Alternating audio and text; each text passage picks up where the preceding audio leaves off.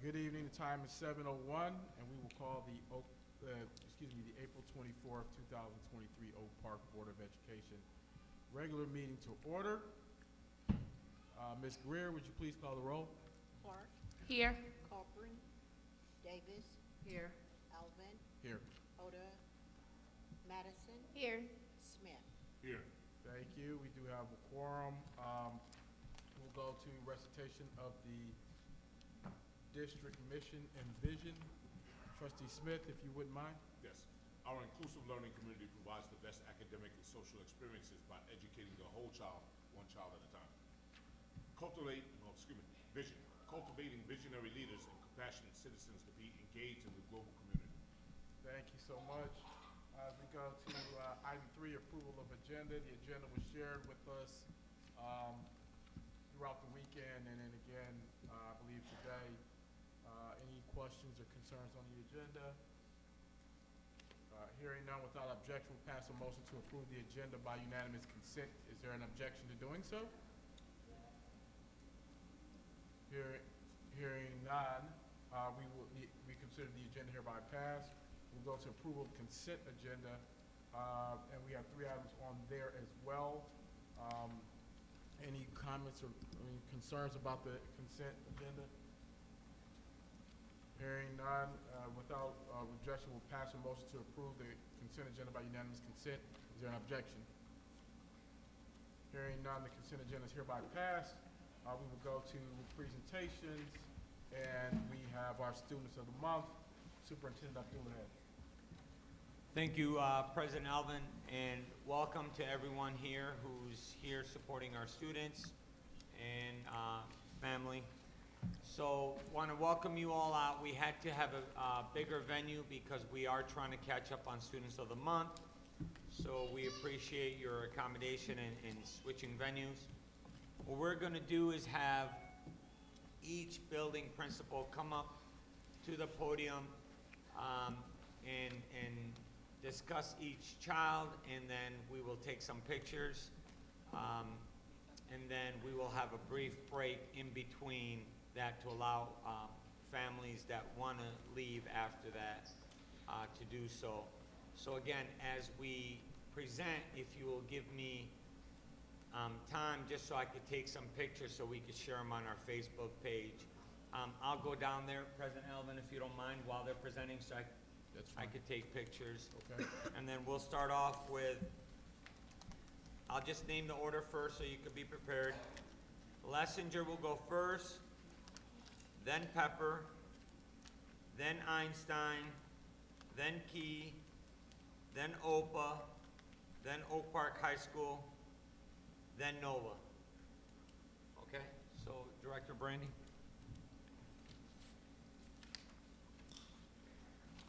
Good evening. Thank you to everybody for calling me. Good evening to the board. I'm very excited to get back to our Students of the Month. So tonight I have 4 wonderful Lessinger Rebels, because we are the Rebels. We are resilient, empowered, brilliant, ethical, loving, and self-assured.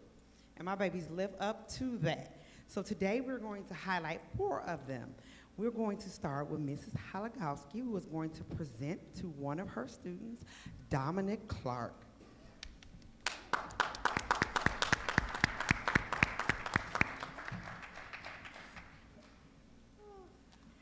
Hi, everyone. So Dominic is one of my most amazing students. He has come a long way since the beginning of the school year.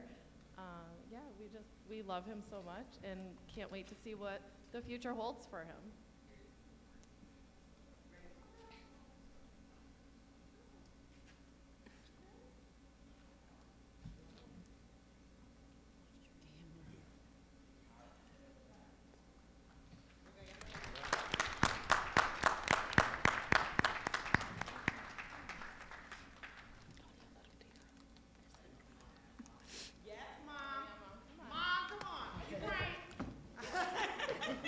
Mom is on the board. Mrs. Clark, come on down. She's one of my wonderful parents as well.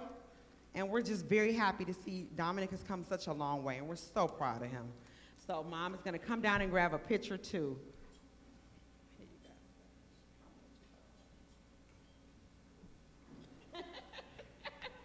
I know it feels like a long walk. We okay. It was only about 15 seconds. Mhm.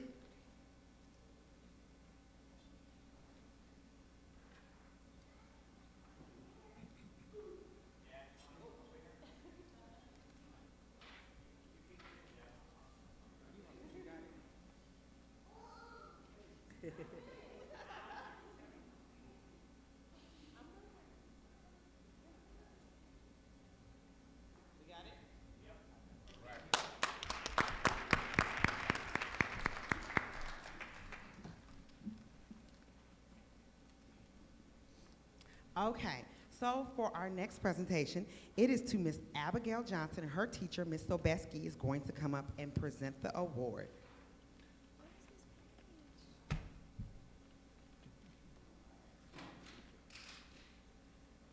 Hi, I'm Miss Page. We're at GSRP classroom. Abby was nominated for Student of the Month for exhibiting the trait of self-assurance. She faces adversity with confidence, believes in herself, and isn't afraid to take risks and try new things. She loves trying new food, talking to new people, and exploring new places. When Abby comes across a challenge, she comes up with a solution and persists until she's succeeded. Abby never gives up because she knows she's capable of doing hard things, and we're really proud of her.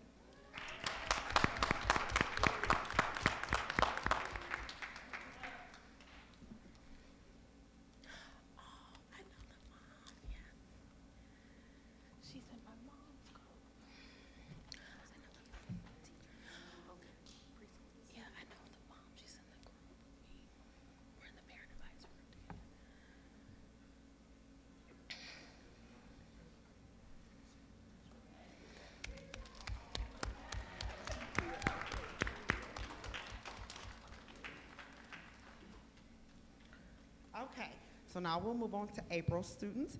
And to present this award to Mr. Marquise Branch is his teacher, Miss Deer. Come on down, Marquise.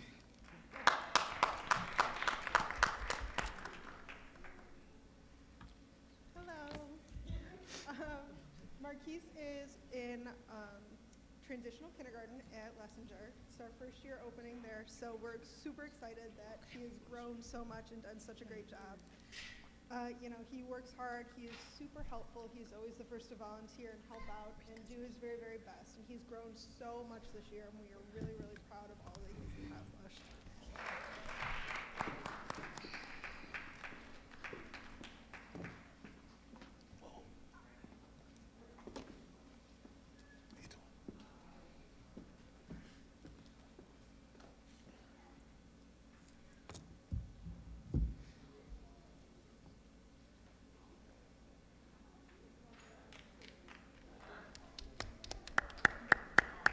All right, and last but not least is my sweetie, Miss Madison Yancey. And her teacher was not able to make it, but we prepared. Yes, come on, Madison. Madison's waiting on me. Come on, Madison. Madison was nominated for exhibiting all the traits of a great Lessinger rebel. She is resilient, empowered, brilliant, ethical, loving, and self-assured. She shows tenacity, respect, she dreams big, and she's kind to others. She believes in herself, and she is not afraid to take chances. She's a great friend to everyone in the class. Madison is always the first person to stand up for somebody when something isn't right, and is always including others when they're left out. When Madison comes across a challenge, she does not shy away. She tries everything to solve her problems and to help others with them. Her heart is made of gold. Madison is a Lessinger rebel.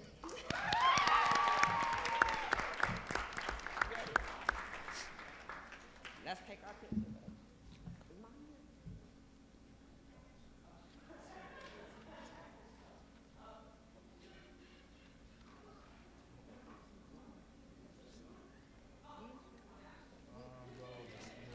I think we got to fix stuff, so I think.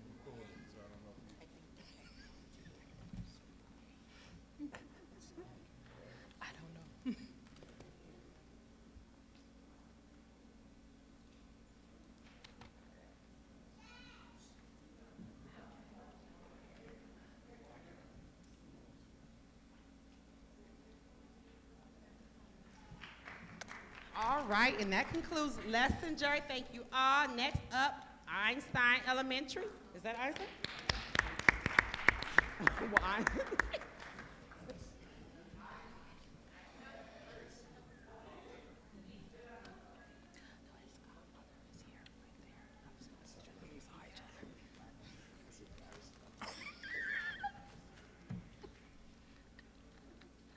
Good evening, ladies and gentlemen. My name is Sarah Provenzolo West. I am the extremely proud principal at Einstein Elementary School, where we rise by lifting others so that everyone can shine. At Einstein, we have 4 amazing students of the month today. We are going to start with our kindergarten teachers who are here, Mr. Herner, and he'll bring down his student of the month, who is Melanie Parker. And he's got some wonderful things to tell us about Melanie.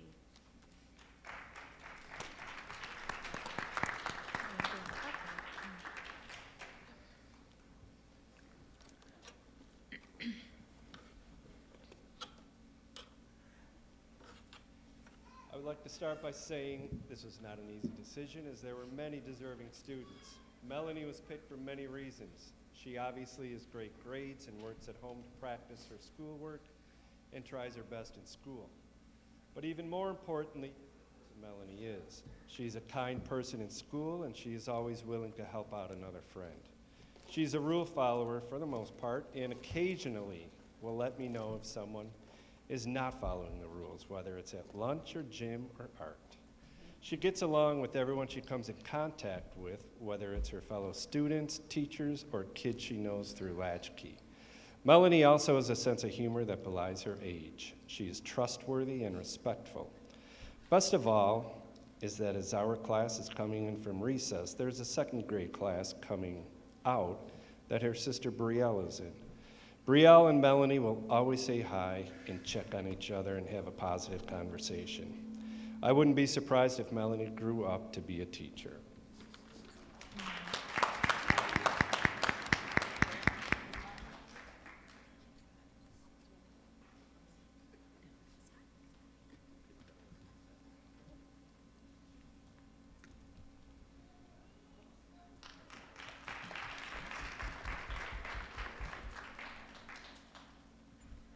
And I can see that Miss Sipe is ready with Eris Brown.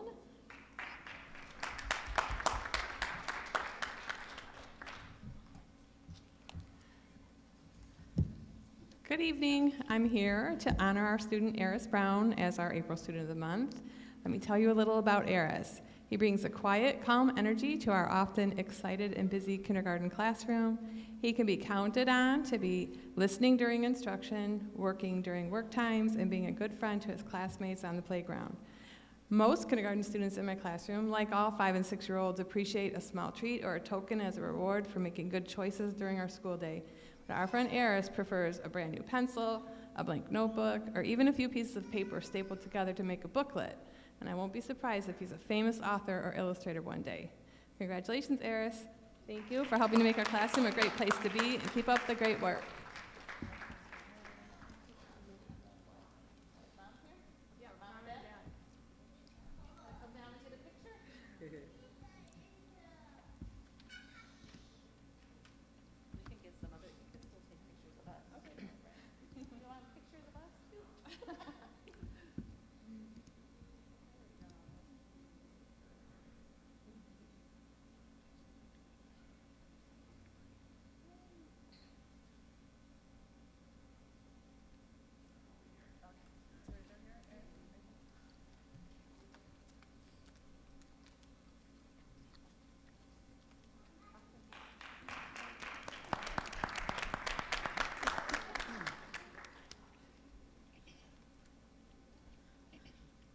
Thank you. We have 2 more students of the month.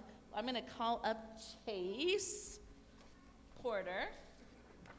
Chase is right. You guys can both come up.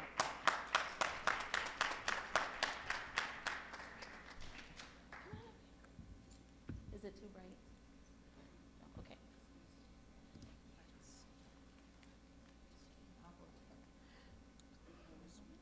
Okay.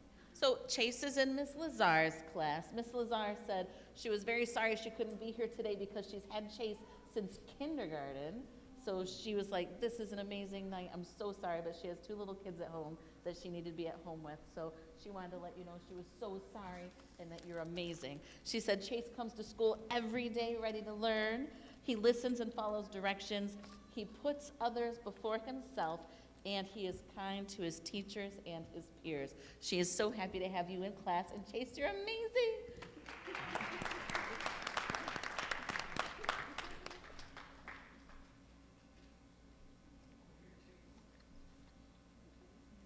Cheese.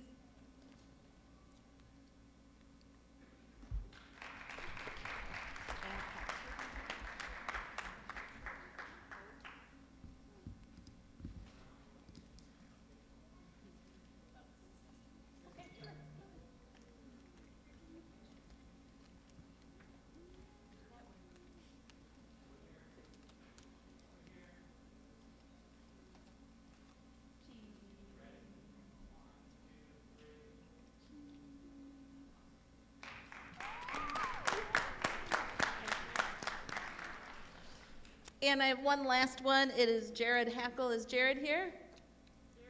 Gerald, I'm sorry. Gerald, yes.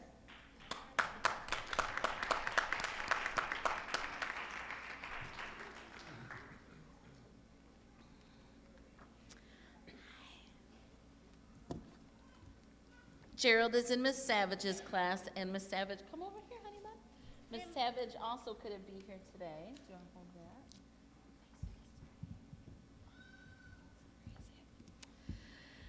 Gerald is in Miss Savage's class, and she says Gerald truly deserves to be recognized as Student of the Month. He is always very cooperative, respectful, and kind toward his teachers and his peers. He also tries very hard at putting forth his best effort academically. Gerald is one of our role model students in our classroom. Congratulations, Gerald.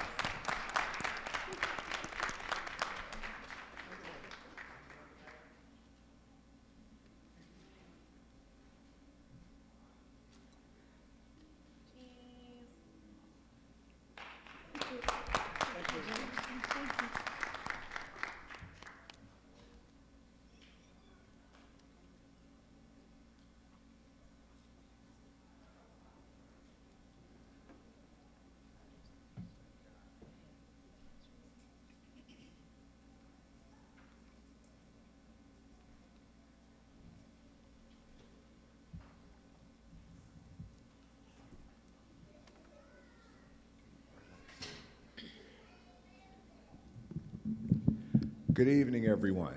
Good evening. We're going to start with our first graders. And our first Pepper Student of the Month is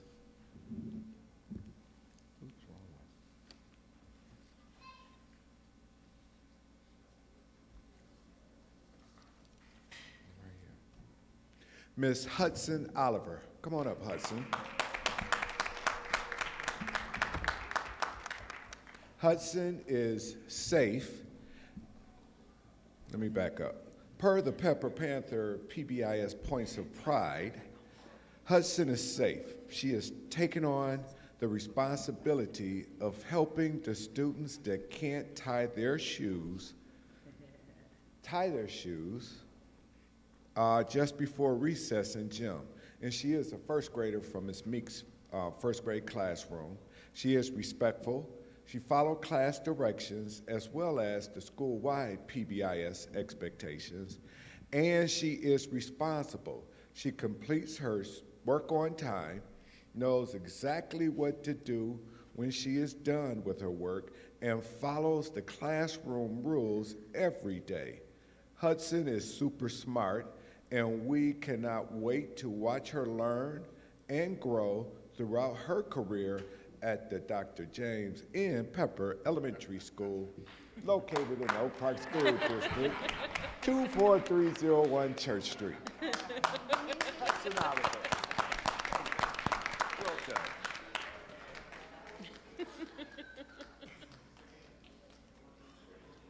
Come on up, fam. After they do this, take a picture.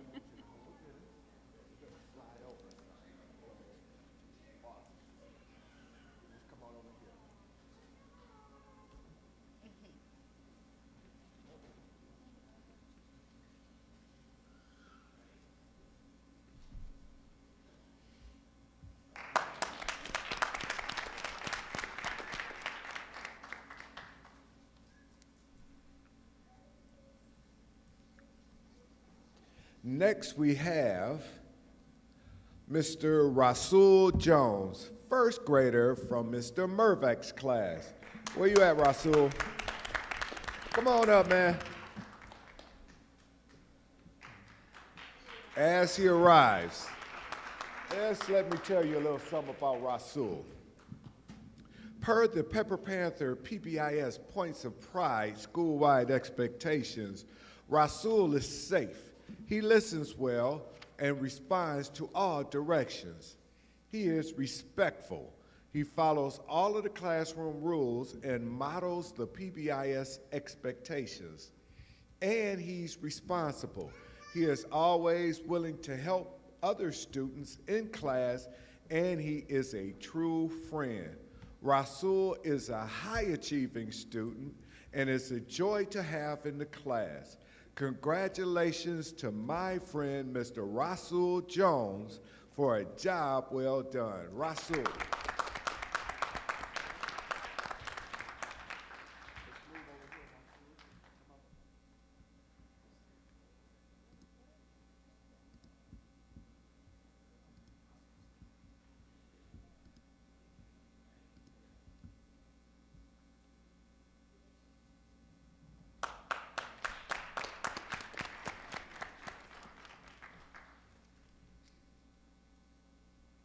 Our second female student of the month is Savannah Little Duncan, a kindergarten from Miss Ivy's kindergarten classroom. Come on up here, Savannah. Isn't she looking good? So, Savannah, per the Pepper Panther PBIS Points of Pride, Savannah is safe. She is helpful to others in the classroom. She is respectful. She follows all of the Pepper Panther Points of Pride, and she is responsible. She is an excellent role model and an absolute pleasure to have in class. Keep up the good work, Miss Savannah Little Duncan.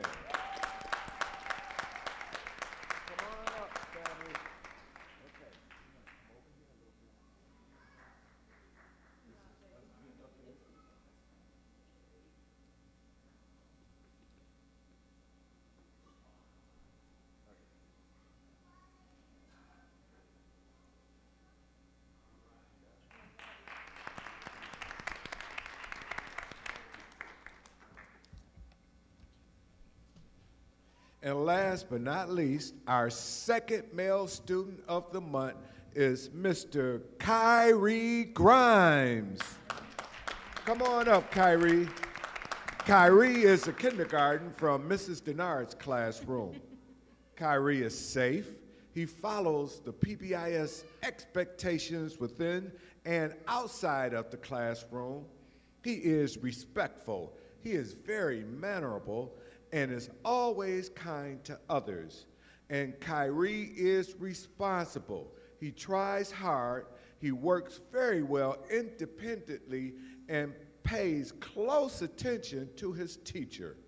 We are so fortunate to have him as a student, and we are proud of him as a person.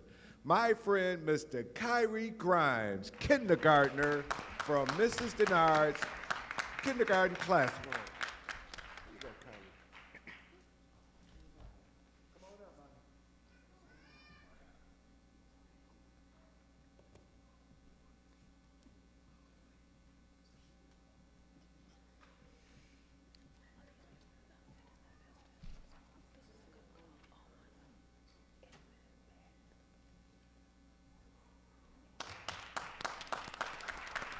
man. Next we have my sister, the one and only Miss Principal of Key Elementary School.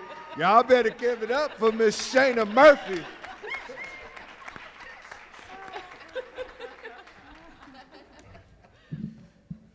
Good evening to the Oak Park Board of Education, our illustrious cabinet, our superintendent, our families. See, I was trying to hold my mule tonight because I know we had 99 kids to celebrate. But my good deacon right here, he done started something.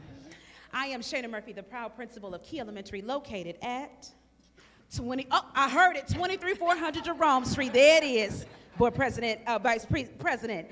And I want to take this time to celebrate 4 Key Falcons who have earned the right to be called Student of the Month for Key Elementary School. I'm going to go in grade level order. I do believe I saw my first grade Student of the Month, Kai Chisholm.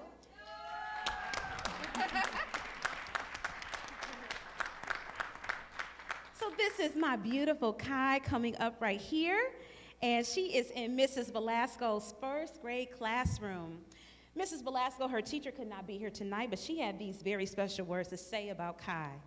Kai is a special student that shows unique qualities of empathy and leadership skills. She watches others, and if she notices that they are having difficulty, she will assist them with their learning to help them succeed all on their own. She quietly gets my attention and signals to me to make sure it is okay.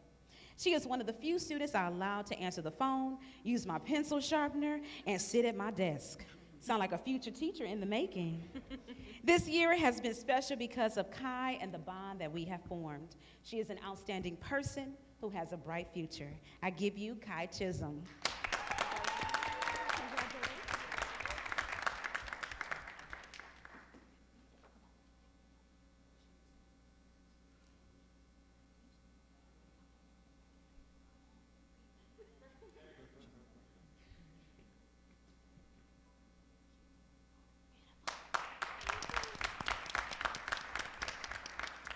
Next up, I have my second grade Student of the Month. Is Yasira here tonight? Yay, I see my Althais family.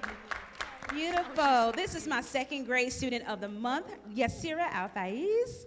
And her teacher, Mrs. Abbo, nominated her for Student of the Month. Mrs. Abbo had this to say about Yasira. She is kind and helpful and determined and very beautiful this evening. Look at Yasira. I love this. You like my bright red? Isn't it a dashing darling? Thank you, Yasir. Come on, baby. Come on. She loves to volunteer and help others. She is humble and respectful toward others and loves to learn new things every day. And she is an avid Sonic enthusiast. She loves to read. She loves to assist her classmates. And she's just an overall wonderful big sister to her little sisters, Latifa and Baby. I give you, what's her name? Jamila. All right, I give you Yasira Althais.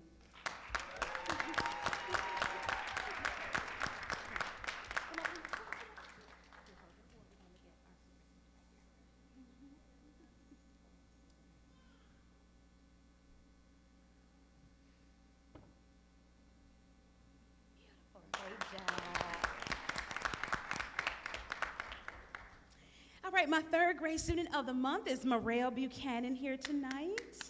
Yay, Morel!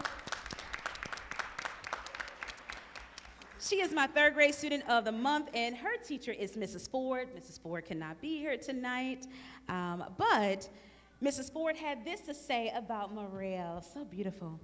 Morel is an example of what it means to be a Key Falcon. She is hardworking, and she never gives up. She is respectful, extremely cooperative with her peers, and she encourages others when they may want to give up. Morel shows integrity both in her academics and in her character as a third grade student at Key Elementary. Job well done, Morel.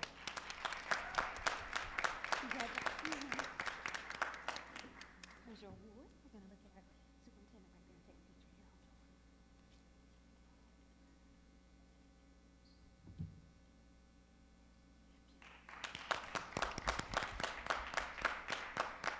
And finally, my fourth grade Student of the Month is James Miller Hudson. Is James here tonight? Oh. Okay, I'm going to present his award anyway because he can catch the recording. James said to his teacher the other day, Miss Thomas is his fourth grade teacher, he said, "Oh my goodness, I got a principal who knows my name." And that made me feel all warm and fuzzy in the inside. All 540 of my kids, I know their name. Come test me. All right, real quick. So for James, Miss Thomas had this to say about him. It is my pleasure to acknowledge James Miller Hudson as Student of the Month here at Francis Scott Key Elementary. I've had the great honor to teach James this school year, and he has demonstrated our Key Pride core values, which stands for positivity, respect, integrity, diversity, and excellence. James has a great attitude towards his peers and education. He is always respectful to all staff and students. He shows great integrity by being someone our school can count on to do the right thing, even when no one is looking. He also accepts and is a friend to all here at Key Elementary. Lastly, James demonstrates excellence in and outside of the classroom. James is very dedicated to his education, has a strong sense of leadership, and strives to be someone our school and family can be proud to have as a representative. James has always worked extremely hard on classwork and homework. This hard work is paid off with excellent grades for the first 3 card marking periods.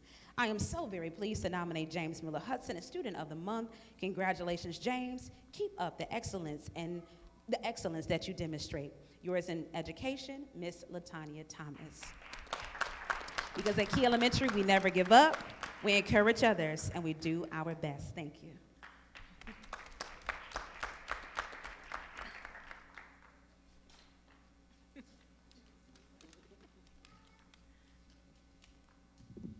Hello, good evening, board members, families.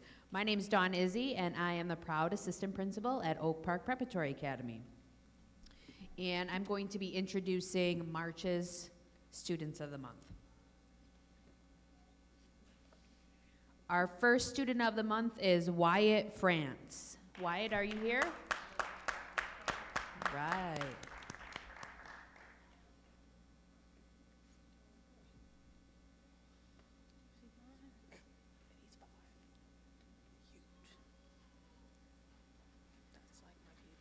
Wyatt France has been selected as March's Student of the Month.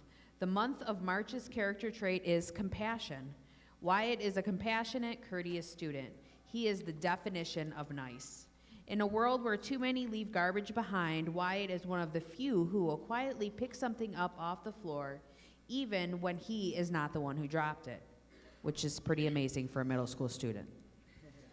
Wyatt is soft-spoken, but he is a powerful, positive presence. We are happy to have Wyatt on our team. Keep up the good work.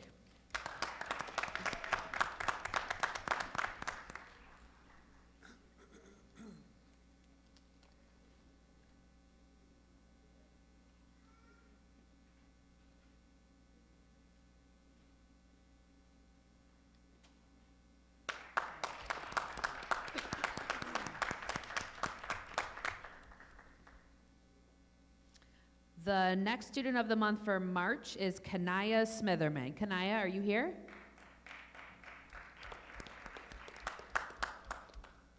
Okay. Kanaya Smitherman has been selected as March's Student of the Month. The month of March's character trait is compassion. Kanaya is compassionate, courteous student. She demonstrates courtesy in many ways. She is considerate in her behavior, and we appreciate her positivity and smiles. We love Kanaya's silliness and recognize that she is thoughtful about when and where to show this part of her. Ms. Peterson wanted to make special note of how helpful Kanaya is. We are happy that we get to work with Kanaya. Keep up the good work.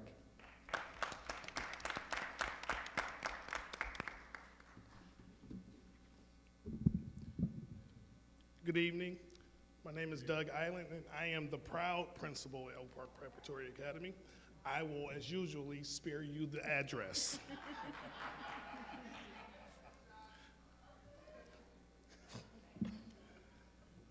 All right, I will be introducing our April Students of the Month, and our first student is Crush Kurtz. Crush, come on down, buddy.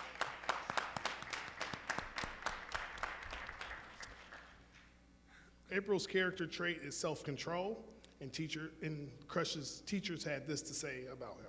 Crush is the perfect example of April's trait of self-control. As a tall, strong young man, he always shows impressive self-control and does not get involved in situations where people could get hurt. Crush's self-control extends beyond the physical. Crush is calm and collected no matter how silly others get around him. He avoids engaging in teasing, a rare feat for most 8th graders. Crush's positive presence in our school for his self-control and many other traits. Keep up the good work.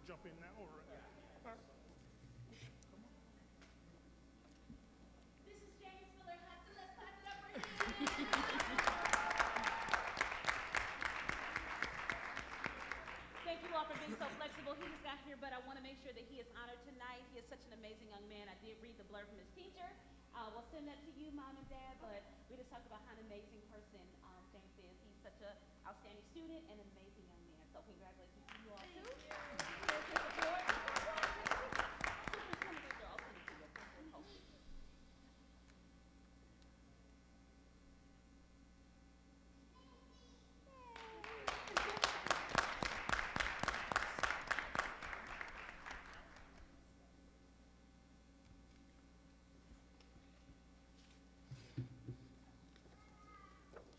All right, OPA's second April Student of the Month is Nadia Nar. I'm not sure if I saw her.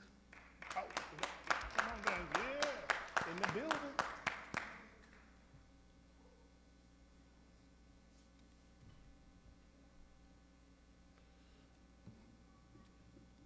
All right, Nadia's teachers had this to say about her. Nadia demonstrates self-control in ways that are not always common for 8th graders. Nadia is patient at all times. She waits calmly for directions and in situations requiring taking turns. Nadia's teachers describe her as a mature lady. She is always in control of her actions and reflects upon the behaviors of herself and others. Nadia is a leader in her friend group and a role model to others. We appreciate Nadia's self-control as well as her other many positive traits. Congratulations.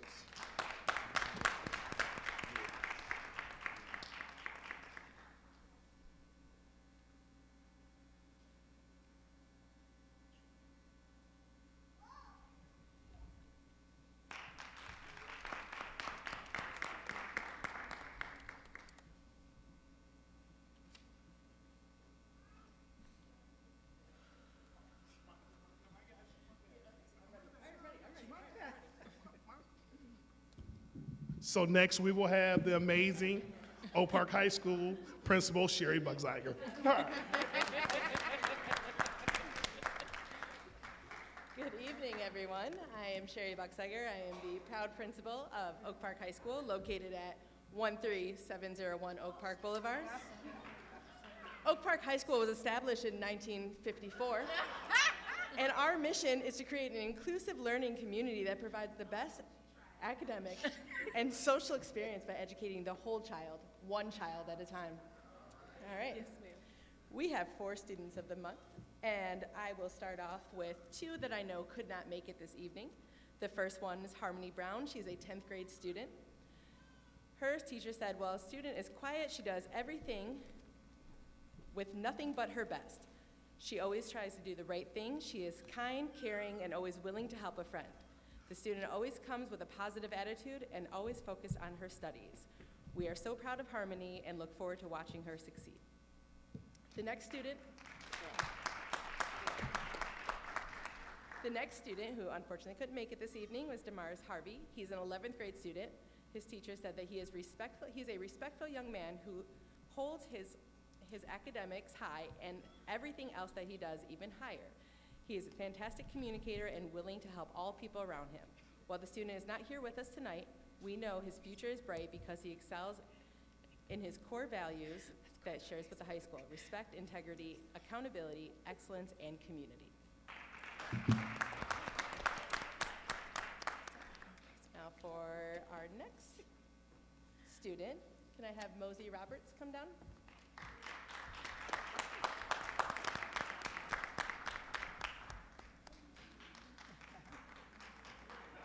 All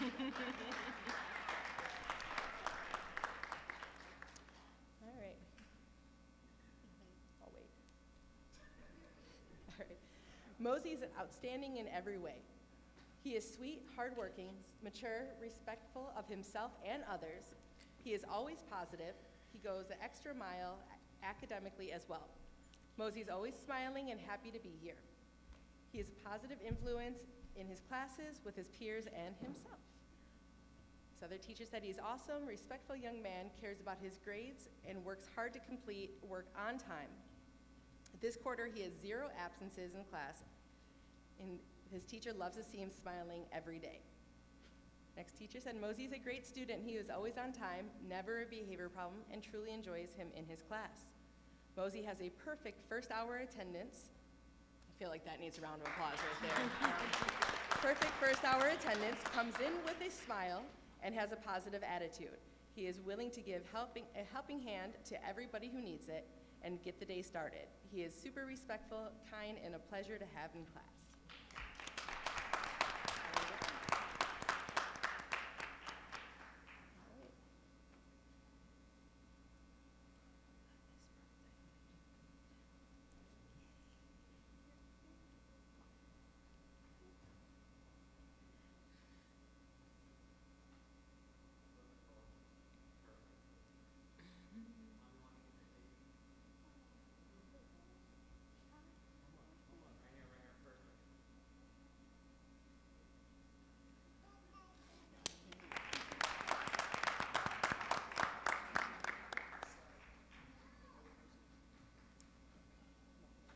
Pause this high school for a brief interruption from the middle school. I'm going to reintroduce the phenomenal administrative team, Doug Island and Izzy. Doug. All right. I'm sorry.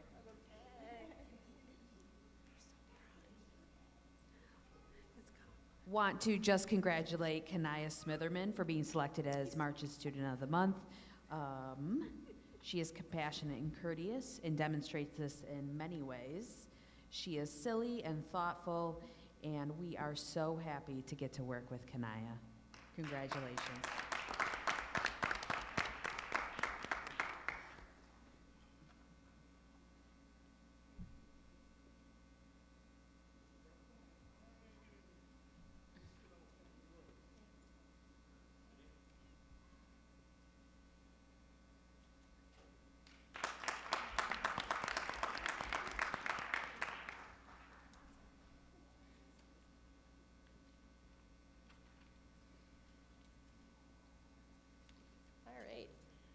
Can I have Unique come up here? So this is our last student of the month. This is Miss Unique Taylor, who is one of our seniors.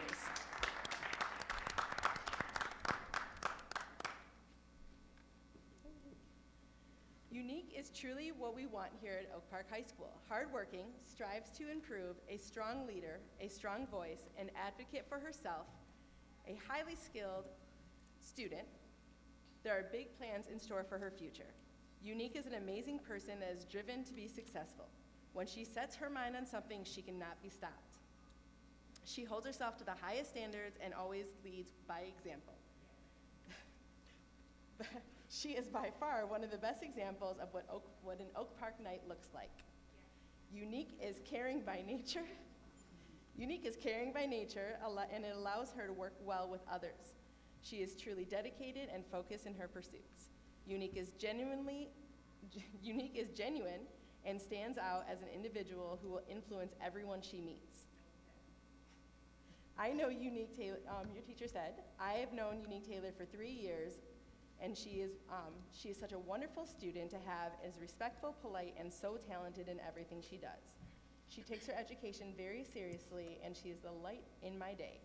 She is so sweet, kind, and caring. I just love Unique. She has always been a huge pleasure to have in class.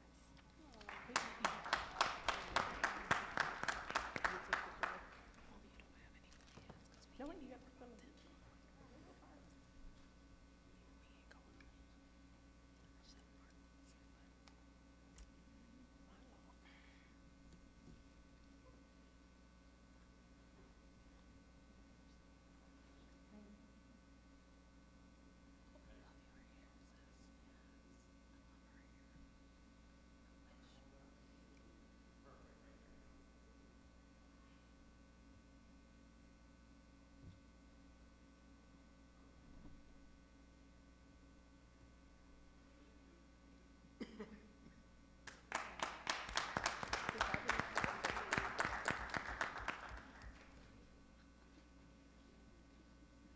At this time, I would like to introduce the incredible principal of Nova, Mr. Derek Falk.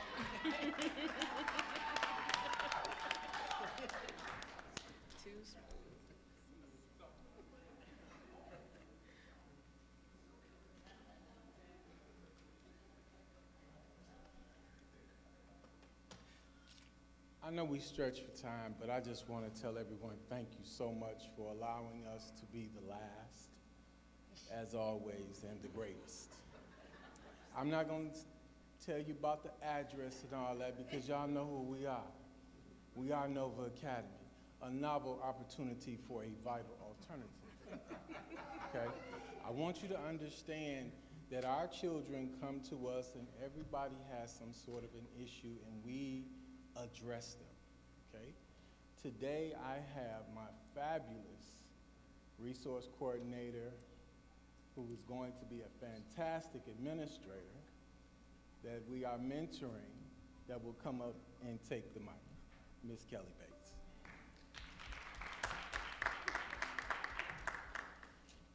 Good evening, everyone. Our students have overcome such adversity as they transition into the high school setting. COVID took an absolute toll on our children's emotional, social, and academic well-being.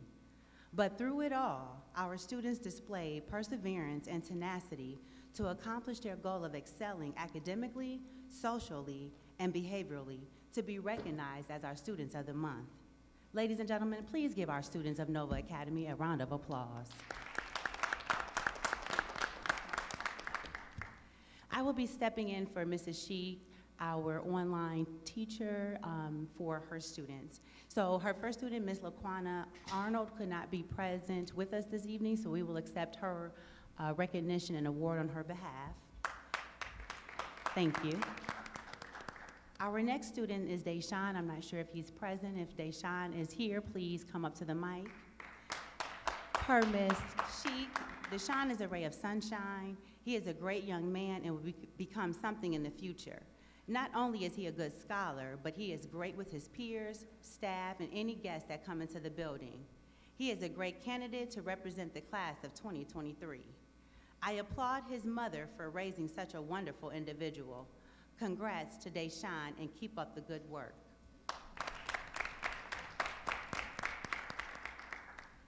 Our next student, third student, is Mr. Dontrell Winbush, selected by Ms. Bates, myself.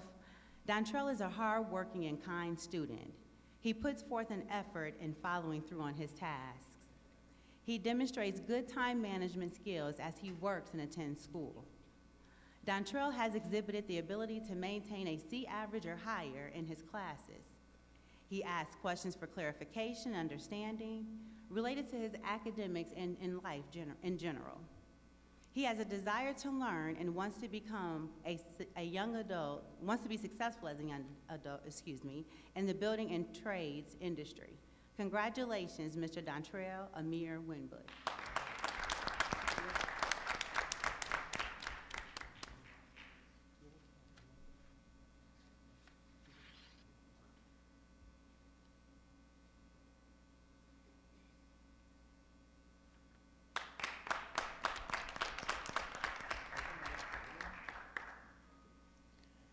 Well, I'm going to bring up a student who exhibited something so, what Nova is about and what you expect.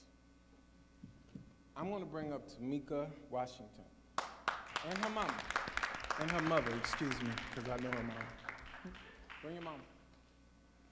As they come up, I want to just express to you, one of the things at Nova, a lot of times our students are high-strung, they have issues and problems. Tamika has come and been with us, and I'm so proud of Tamika for this reason. I'm proud of all of our students. Tamika was put in a situation about a week ago where another student jumped on her, and then another student jumped on her. But Tamika held her composure. It was amazing. She didn't fight back, she just kept her off of her. That takes a lot. I want y'all to understand, for her not to swing back, to just say, to keep her off of her, and then, this is the catch right here. I said, Tamika, I need to get this young lady through. She said, Mr. Falk, I'm good. I got it. I want to see her graduate. I want to see her do it. So you can't get any better than that from Nova. That's what we're here for. This is my baby right here, Tamika Washington, and I am proud. I told her I got her for life. And she's a singer. And mom is right here.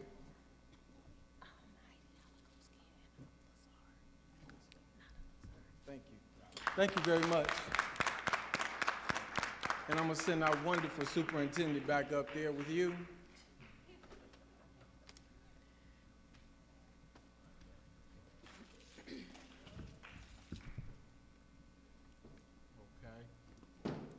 Okay, test. Can you hear me?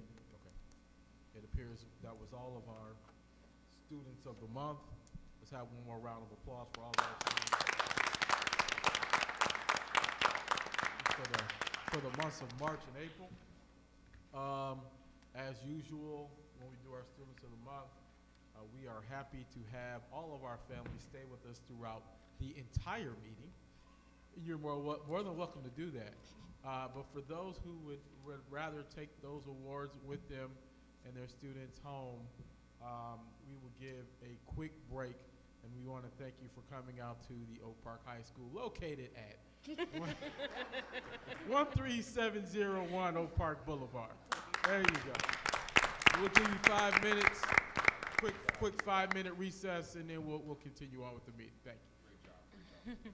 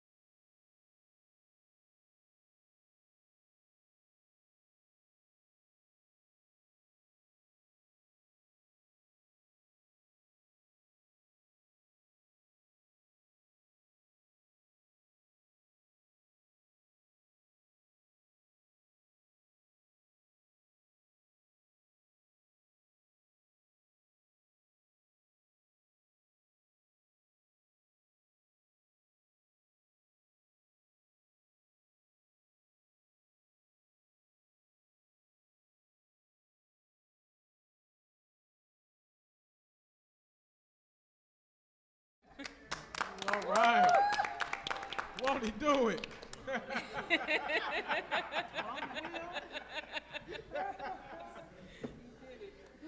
right. Our next item is our city council member, the Honorable Sean Whitehead, who wants to come and give us a synopsis of what's going on with the city. So, thank you, Councilmember Whitehead. How's everybody doing? Good. Thank you to the school board president. Thank you to the superintendent. Thank you to the entire district for having us out. We really appreciate you. I'm here on behalf of the city. I'm City Councilman Sean Whitehead. I want to thank School Board President Al Alvin, Board Member Smith, and Board Member Menachem as well. They've attended our city council meetings over the past 2 months, and just to see what's going on with the city. And City Council, we want to do the same thing and reciprocate, being available, being accessible, and knowing what's going on, so that way it's a two-way phone, communication. And so I want to highlight a couple things that we're doing for the city. We're going through city budget. This is like the busy time for the city. We put together a 3-year fiscal budget each year. And so this year, one of the things that we're doing that directly impacts, hopefully, some Oak Park students is the Oak Park Youth Assistance. Normally, we budget and allocate $5,000 line items for that year. This year, we have put in a request to get $20,000, and the hope is that, thank you. And the hope, so I want you to hear from me first. And I've mentioned it to the school board president. Him and I are in constant contact and always just trying to bounce ideas on how we could be better. And we want that those funds to go directly to the students. So that's one thing we'll be working out directly. I know there's a secretary that's needed, kind of like a clerk position that's needed to help with the Oak Park Youth Assistance. So hopefully the school and the school board can help us with that as a city so that we can work together. I know there is some space at one of the facilities in Oak Park School District, so we definitely want to exercise that so that we can get out letters, get out different notices that we need, so that way the students can maximize that resource. The second reason I'm here is we have the Juneteenth. It's actually our 3rd annual Juneteenth in the city of Oak Park. It's hard to believe that it's only been the 3rd year, but it's here, and we've been planning basically since September of last year. So as soon as Juneteenth last year got over, we took a month break, and then as a committee, we were back at it. Because it really takes that much planning to put on a day like we're trying to do. So that date is June 18th. We have at least 3 different events planned for that day. We have a walk, which starts with this registration. It's Walk a Mile in My Shoes. And that registration is at 9:30 a.m. on Sunday, June 18th. That is a busy day. It is Father's Day, and we understand that. So we want to get out any men in the households here in Oak Park, and we want to, make sure that their health is priority that day. So that's why we're doing the health walk, and we'll have refreshments and different pamphlets along the way about the history of Juneteenth. And then we will also have an art fair, and that's going to go from 1 to 5 that day at the Oak Park Library. So there's 6 different artists that will be displaying their art. And more pertinent, more germane to the Oak Park students, which I really want to get this message out here, and if the principals could help, that would be amazing. We have the Oak Park 3rd Annual Student Essay Competition. This year it's called My Roots, My Expression, but we're opening it up from just not essays. We're going to do 4 different formats that you can submit. So if you're a musician and you want to submit audio, you can submit audio. We're encouraging poetry, we're encouraging essays, as we've done before, and then videography. So that would be the 4 different ways that you could submit. And so we have that available for the city. The deadline is approaching. It is May 1st, but I see a lot of the students left, so I'll just let the teacher and administration know we may extend that deadline. So it is May 1st for right now, but we meet this Wednesday, so we'll be discussing maybe extending that deadline. But if you can encourage the students to start submitting, we're giving out 5 $500 scholarships this year. And they'll be able to present at the actual Juneteenth. The past 2 years we've done it. We've given out $1,000 scholarships, some computers, and then also miscellaneous prizes and so forth. So this is the biggest we've done it, though, with the 5 scholarships, as opposed to 2 or 3 like we normally do. So we really want to get the word out about that. There's also the grandfathers presentation that's going to happen as well. So if you know any fathers or grandfathers, but that's really what I'm here to talk about is a couple positive things we got going on for the city. Hopefully by the end of budget season, I can report back that we do have that $20,000 line item. And then the Juneteenth student competition, we will really, really appreciate if we can get the students to do that. I remember when I was Student of the Month, and I'm glad you guys do that here at the meeting, because it's way bigger than it was 25 years ago when I was a Student of the Month in 3rd grade at Einstein. But it's so beautiful to see all these families out here and the parents, and we appreciate you, and whatever we can do on the city side, please just let us know. I'm here for you, so thank you. Thank you.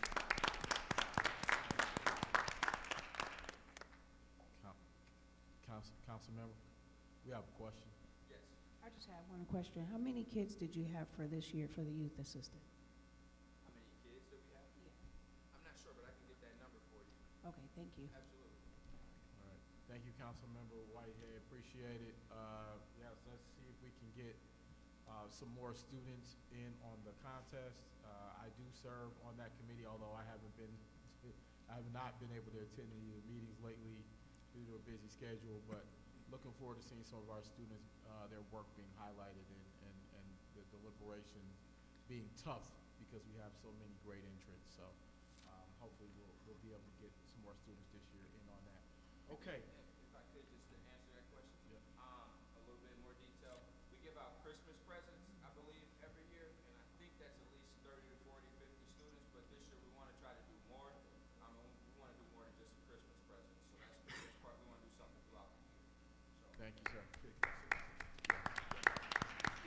I just want to just piggyback off the Councilman Sean Whitehead that we at the Oak Park Youth Association, we are still having the meetings, and there are still action items that we have that are being worked on at this time. So it's a work in progress though, but we do have a lot of activity that are planned, and should be a good outcome.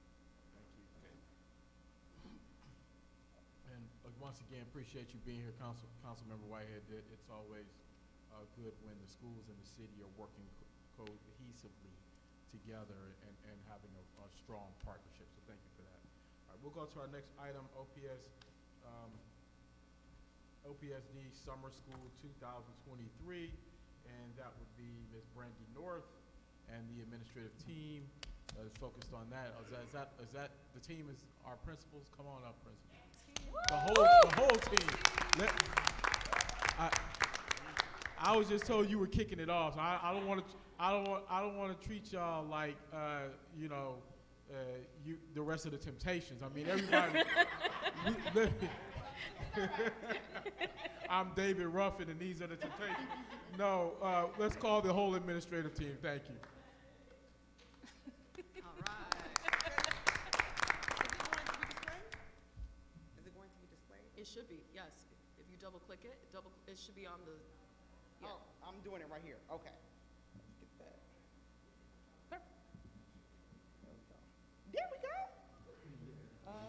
We can see it. There we go. Okay, we have our Oak Park District Summer School 2023. So we have 4 different areas we're going to address. We have transportation, curriculum, food services, and staffing, which covers the whole program. Transportation will be off. Oh, let me just. I'm loud naturally, so. Okay. Transportation will be offered for students who live in our bus zones, so in-district and out-of-district students who live within our bus zones. We will offer transportation. Breakfast and lunch will be provided. Our curriculum is research-based programming that we specifically selected to address our student needs based on data. And our staffing will be our OPS instructional leaders and our highly qualified certified teachers. Our calendar for summer school, and I don't know if you all see it this way, but our calendar for summer school. We see it. Okay, good, okay. Our calendar for summer school highlights that we will start June 26th and we will run into July 20th. We have no school on the 3rd and the 4th. Due to the holiday and the fact that attendance is lower on Monday, we made that decision as a team. We also have school hours for students from 8 a.m. to 12 p.m. And for staff, it will be 7:30 to 12:30 p.m. Okay, so now we're going to section off into the different schools, and everybody will present their own program for summer. We start off with the best. We start off with Lessinger. Yes. Okay, and I want to give a shout out to our cabinet and our superintendent, because usually I'm just totally drained by this time of the year, but I appreciate the energy and effort that you give us and put into us. It has kept me alive, which is why I'm interested in summer school. So I'm going to present it now. Okay, our student candidates for Lessinger. Those are students who will enter either transitional kindergarten at Lessinger or kindergarten at one of our 3 elementary sites. It is invitation only and is based on data and attendance. Those are the 2 touch points that we will use to select our students. We also have, we're going to address ELA, English Language Arts, and math, based on, to prepare students for the upcoming year of TK or Kinder. So we're gonna look at the data and address those deficits and help our students get on track to being ready for the beginning of next year. We also, which in Lessinger in general we do this, but we focus heavily on SEL. I'm very big on students understanding who they are as learners, as people in society, because that is a trait that you carry with you wherever you go, and it also affects you personally, professionally, and otherwise. So we will improve and work on critical thinking skills and problem-solving abilities. Here are our 3 focal points for this summer. We will use ELA, Hegre iReady, which allows us to individualize instruction based on learning paths and the data. We will have social emotional learning programming, which will focus on executive functioning, identifying emotions, and communicating effectively. In math, we will use Math Recovery, which is a wonderful intervention program that our staff went through this year. Math Expressions, which is our current curriculum, and we will individualize centers and instructions based on students' needs. Our schedule, 8 to 8:30 breakfast, 8:30 to 10 ELA, 10 to 10:30 recess, 10:30 to 11:30 math, and 11:30 to 12 will be critical thinking and problem-solving lessons and activities that the students will participate in. Students, once again, will receive breakfast, and they will have bag lunches at the end of the day that they can take with them. And that concludes Lessinger. So I will bring up the elementary, my wonderful colleagues, my teammates, okay, when y'all love me,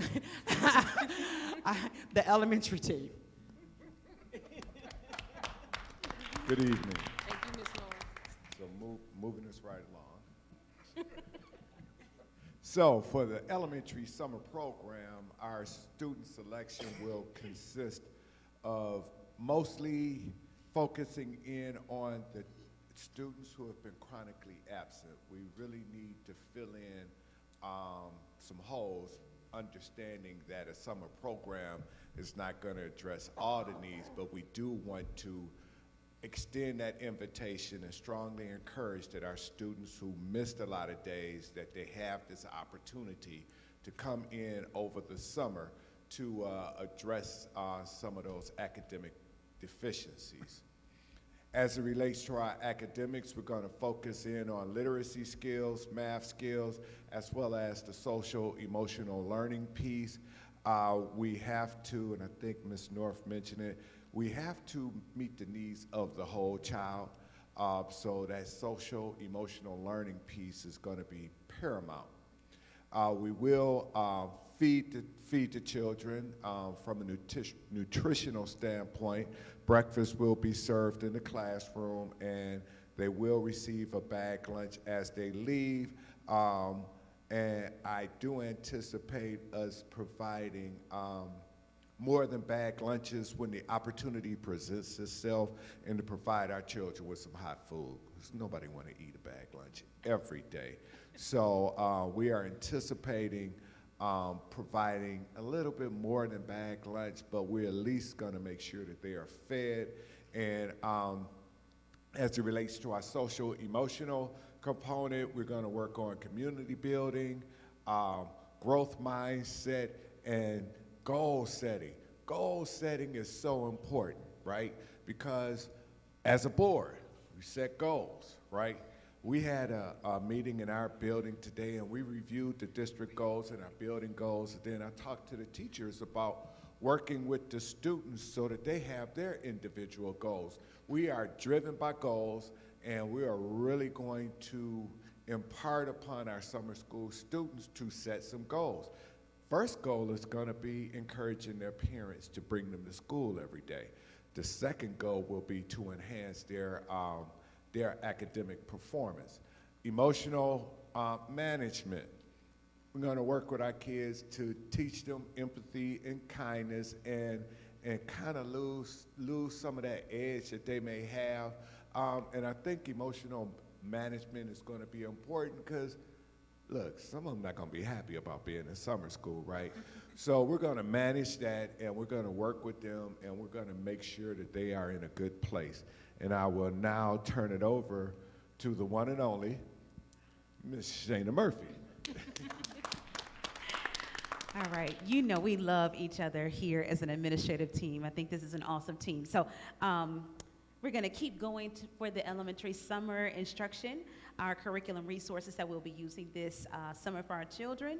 For ELA, we will be piloting and trying out some new resources. Some we will maintain that we've been using that our teachers are familiar with, but summer is also a time to try new things, to explore, see what things are gonna work for our children on a small scale. That way we can scale it up if it's yielding great results. So we're gonna try out some research-based, evidence-based programming, program resources for ELA. We're gonna do Heggerty and Foundations for ELA, as well as the children's personalized iReady pathways to create that differentiated reading instruction. And if you did not know, the goal of Key Elementary, and I think all of us can attest to this, is that 100% of kids will be reading. That's just not a one-year goal, that's a 3-year goal, but all of these things help us to make moves toward that goal. In terms of the elementary social-emotional learning programs, we will be using Second Step. We already use that in our schoolhouses, but we will use the out of school time curriculum specifically designed for summer under social-emotional learning in Second Step. And then for mathematics, as Ms. North said, we will lean into one of the intervention resources we've trained our teachers on, some of our teachers on this year in math recovery. We'll use our current resource of math expressions. We'll do some iReady individualized learning paths. And then we'll try out another resource called Do the Math, just to see how our students respond to some evidence and research-based interventions. And next up, the fantabulous, sassy Sarah Provenzolo West to round out elementary. Good evening. So at elementary school, each one of our elementary school buildings will be housing their own summer school. So Einstein, Key, and Pepper, we will support our own summer school programs in our buildings. Students will arrive around 8 o'clock and begin with their morning transition into summer school, some community building, and eat their breakfast when they arrive. Our ELA time is about an hour and a half. That helps support our goal of 100% of our students being able to read and proficient in reading, the 3-year goal. We'll have some recess time built in. Math is built in for about an hour, and then that social emotional learning time, which is very important for our students. So you may ask, how come ELA is an hour and a half and we have math built in for an hour? That's because there's a lot of problem solving that goes into our mathematics, and the students do need to be able to read in order to be able to solve some of those math problems. There's a lot of word problems, and we need that foundational readings, those foundational reading skills, to make sure that they are prepared to work on the math that they have when it comes time. And again, we'll be using those programs that the lovely Ms. Shana Murphy just described on the previous slide. I'm going to hand it over to the amazing Doug Island. I appreciate that. Y'all didn't leave the middle school out on the amazing part. I sure appreciate that. Thank you. All right, so over at the middle school this summer, our students will be selected based on spring iReady scores and their standards. We will focus on the 4 core subjects: math, science, social studies, and English. Our nutritional program, our students at the middle school will have a grab-and-go bag breakfast and then a hot lunch before they leave for the day. We'll focus on the SEL component with community building and emotional management, and we will have a lead counselor on site. This summer we'll focus on direct instruction and disciplinary literacy in the 4 subject areas. For social emotional learning, our counselors will be doing small group engagement, especially focusing on middle school management. Since COVID, and what we've saw and what we've learned is some of our kids are having a hard time dealing with the transition and the difficulties that come along with the changes of middle school environment. So we want to focus on those things, help them out, as well as each subject area will focus on a specific project, and we'll do some exploratory learning. Our schedule will start between 7:45 and 8 o'clock with that grab-and-go breakfast. Teachers will pick their kids up from the cafeteria, and then they'll proceed to first hour. First hour will last from 8:05 to 8:55, and then second hour 9 to 9:50, third 9:55 to 10:45, and then finally fourth hour 10:50 to 11:35. Those 4 hours are intentional. They represent the 4 core subjects that we'll be working with, and then we'll have lunch before our students are leaving for the day. That's a hot lunch. And now, our wonderful high school team that will be led by Ms. B and Mr. Falk.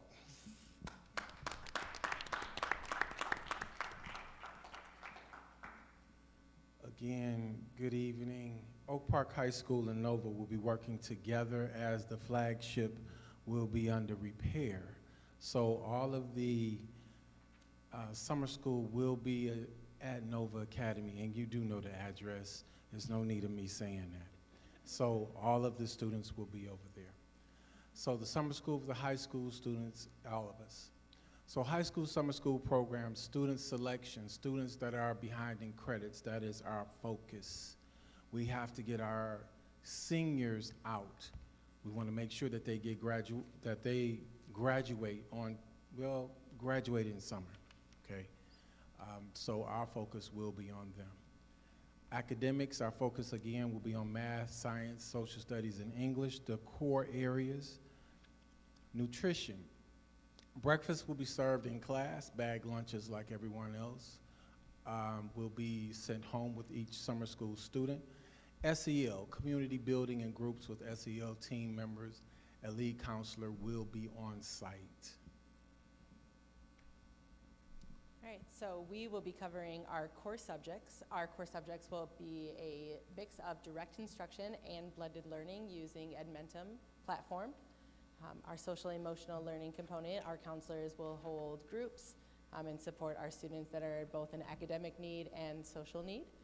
And then we will have some hands-on activities. All of the courses will include a culminating project at the end of it. So there will be an attendance component, and that attendance component will include them coming with a hands-on activity to ensure that they have received the instruction and have a product at the end of the course. So our hours, our students will come at 8 to 8:30 where they'll have breakfast. Their first hour will be 8:30 to 9:35. Second hour, 9:40 to 10:40. And third hour, 10:45 to 11:45. And the last 15 minutes would be to collect their lunch and get on the bus. There will be, I believe, some hot lunch days. So we wanted to make sure that we had an opportunity for them to have more time to have lunch before they get on the bus. And Ms. Bird. Thank you. Okay, good evening. I'm Alicia Bird, the Director of the Office of Specialized Student Services. Excuse me. So I will be discussing ESY, which is our program that provides specialized supports for students that require instruction beyond the normal school year. So just a little background information on what ESY is and what it is not. ESY is considered for every student at every individualized education program. That's an IEP, but it is not mandated for every student with an IEP. ESY is individualized for every student. It is not based on their disability area. ESY is supported by data, It is not automatic from year to year. And finally, ESY is a service that addresses current IEP goals. It is not for new goals and objectives that have not yet been introduced for our students. So there are 3 selection criteria where a student will be recommended for ESY by their IEP team. The first standard is regression and recoupment, and the data needed for that asks, is there data to indicate a serious potential for regression of skills following a prolonged break in instruction? The second standard is the nature or severity of the student's disability. Is there data to indicate that the nature or severity of the student's disability will significantly decrease progress over the prolonged breaks? And the last standard is a critical area or stage of learning, which asks, is there data to indicate the current stage of achievement requires services beyond the school year to achieve the identified skill for that student? So our program schedule is the same as everyone else's, 8 to 12, Monday through Thursday, except for the Mondays we're not in session. So our students will come in, they will have a bag breakfast. Our program will be at the middle school, so we're following the bag breakfast hot lunch model. We will work on IEP goals for 90 minutes. It's individualized based on what goals the team has recommended. The students will have a 30-minute recess break, and then we'll do about 45 minutes of centers, task boxes, projects, different activities for the students. They will have 30 minutes for hot lunch, and then we will do SEL, which is going to be our social communication groups led by the speech and social workers collectively. And that is the end of our presentation. I can take questions related to ESY if there are questions specifically for me. Trustee Hoyter. Not a question about ESY, but a question about some of the other. I noticed with a couple of the, we're Speaking to the combining microphone. Speaking to the microphone. Sorry. I noticed with a couple of the, I think it was a couple of divisions, we're combining social emotional learning and social studies in that half-hour spot at the end of the day. I want to understand, and I see some of the social emotional learning pieces in there. What are the social studies pieces that we're going to be covering in the curriculum? Okay, who has social studies in that block? What grade levels were you speaking of? Core content might be middle school where it covers a 4 course. So,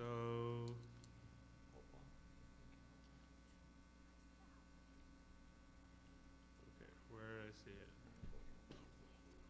No, I know with the cores, we said it's going to be part of the core.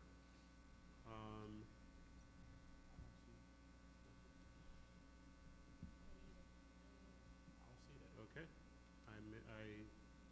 I apologize. That was my mistake. I did have.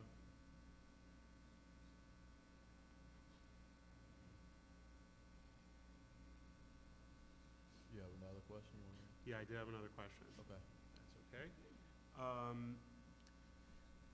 For the elementaries, we're targeting students who have a 75% or higher absentee rate, or I guess a 75% or lower attendance rate.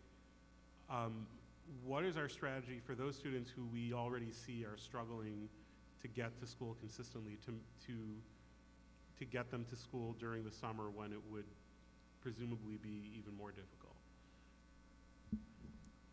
So, besides looking at the attendance rate, we're also going to look at our academic data as well.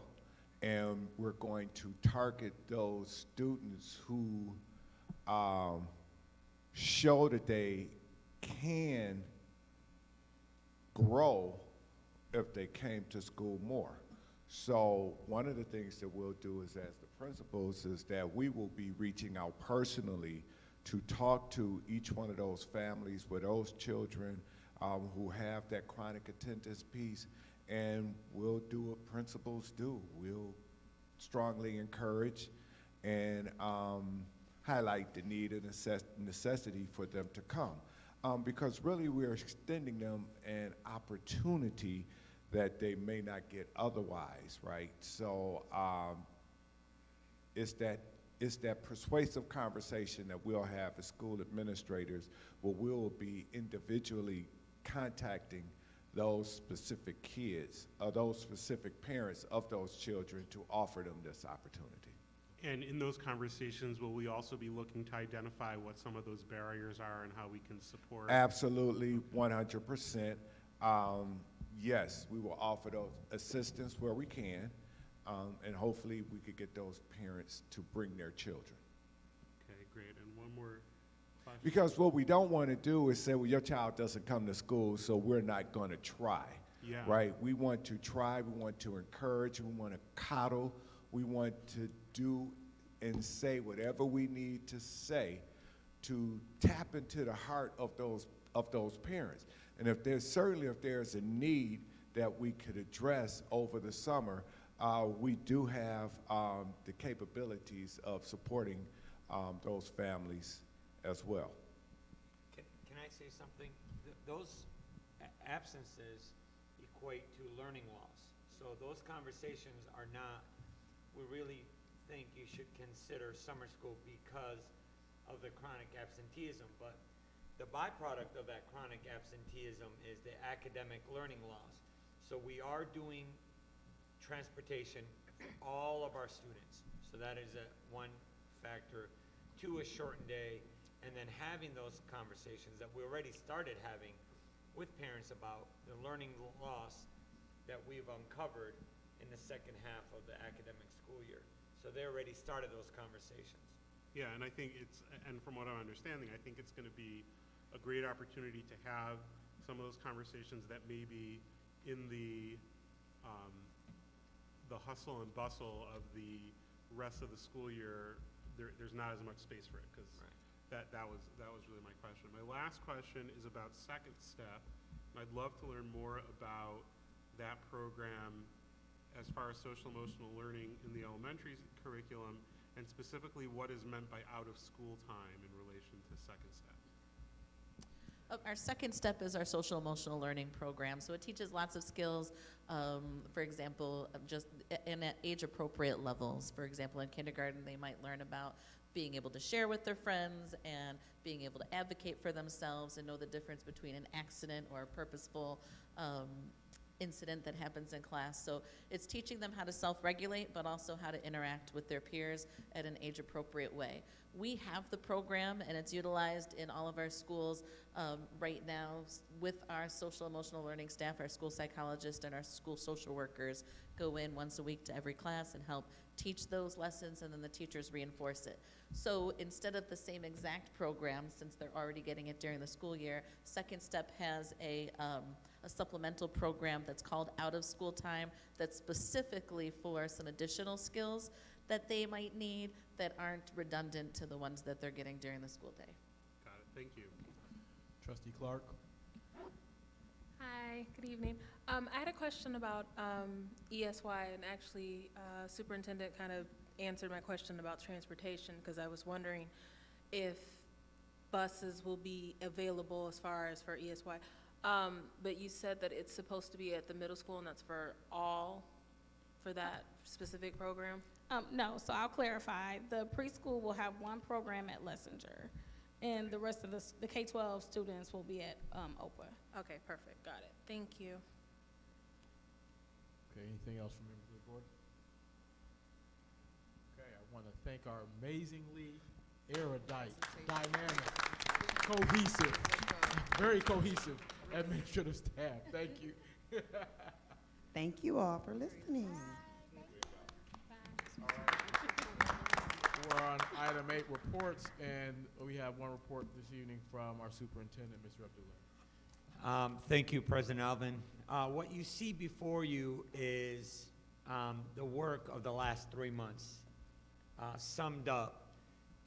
So I wish I could take credit for the work that the administrative staff, teaching and learning has done, and everyone else, but it's taken months of preparation to get to this, what you see before you. So I appreciate the entire team, and what I could attest to is who you see today, I get to work with them every day, and I'm telling you, when when I tell you I'm humbled to work with them, that's the truth. I'm in awe. I can't believe I'm working with a group of people that are putting so much time in serving our students. These are months of preparation, so I thank you. I thank Teaching and Learning, Human Resources, Operations, the staff. It's taken a whole lot of planning to get to this point, so I thank you for that. Thank you. Yep. I'm going to say something short and sweet. This was the first presentation that we all had as an administrative team with you presenting to the community. And you all did such a wonderful job collaborating, putting all of this together. Our students are so fortunate to have you, you as well with one another as a team. You rock. This was amazing, and it's going to be an amazing summer. All right, settle down now. Settle down. Too much. Better be at work tomorrow. All right. On a serious note, I got to see, this is what makes our job amazing. Sitting down there, watching the sparkle in the students' eyes as they were hearing things about themselves. I honestly wish every child, I think when it was unique, when she saw her grandparents saying, repeating, and I noticed that she got emotional, started crying, and I started thinking, doesn't every child deserve to hear that about them, about themselves? And it led me to reflect on my first interview when we talked about having those conversations with students, not just calling home and saying, come get your kid, he's suspended or she's suspended, but hearing those things from people that they adore. I think our kids deserve that. They're entitled to hear that, and I think we should take that as a challenge that by the end of every school year, every kid should hear that about themselves. I got the chance to go into Key. We were just doing walkthroughs on summer school, and one of the kids, you know, I managed to sneak away while they're doing their thing, and I started talking to the kids about food and do you like it? Thumbs up, thumbs down. And one of them said, you're Superintendent Abdullah. And I'm like, you know my name? You know? And some of them were, I don't know how Chick-fil-A got around. All I know is Chick-fil-A got around. But what I said to the student, talk to your principal asking about how can I be a student of the month. And seeing that excitement, they quickly ran to look for Miss Murphy. I kid you not. They found and said, Miss Murphy, how can I be student of the month? And it's so inspiring for me. Honestly, I can't believe I get to do this every day, you know, as my job. And I'm appreciative. So. You didn't get any complaints about the macaroni, did you? No, but the burritos, Okay. I got thumbs down on the burritos. So if Chartwell's hearing us, thumbs down on the burritos. I only say that because it went viral in Farmington Hills, and, you know, so I want to make sure we're not getting complaints about the macaroni. No, but the burritos, I'll tell you what, we're not going to serve burritos anymore. I'm sorry. But that's all I have. Thank you, President Alvin. Trustee Madison. And I just want to say thank you, specifically to you, Ms. Murphy, for, you know, all that you do for your, you know, your children. When she says she know all 540 of her students, she does. They will run up to her like you the auntie or something like that. So thank you, and thank you to all of you guys. Okay. We're good? Yep, thank you. I'll shout out Ms. We're North. going to move on now to. I love you, Ms. North. Great job. Oh, great job. Ms. Clark, did you want to say something? I'm sorry. Oh, no, it's okay. Trustee No, Clark? you know, my son was Student of the Month for March, and I'm gonna try not to cry because y'all know I'm a big old baby. No, I'm proud of him because he has autism and he's nonverbal. And when we started the first day of school, you know, it was chaos. We didn't know where to put him. And Ms. North, she grabbed me, she pulled me to the side, she pulled me in her office. She's like, we're gonna figure this out, Mom. We're gonna figure this out.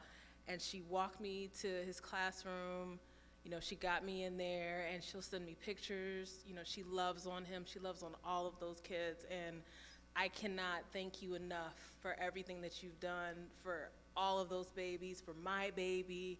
You know, I don't worry about him going to school. I know he's protected. I know he's safe. So thank you, you know, for everything that you've done. I really appreciate it. We got a napkin over here for you in case you heard that. Thank you.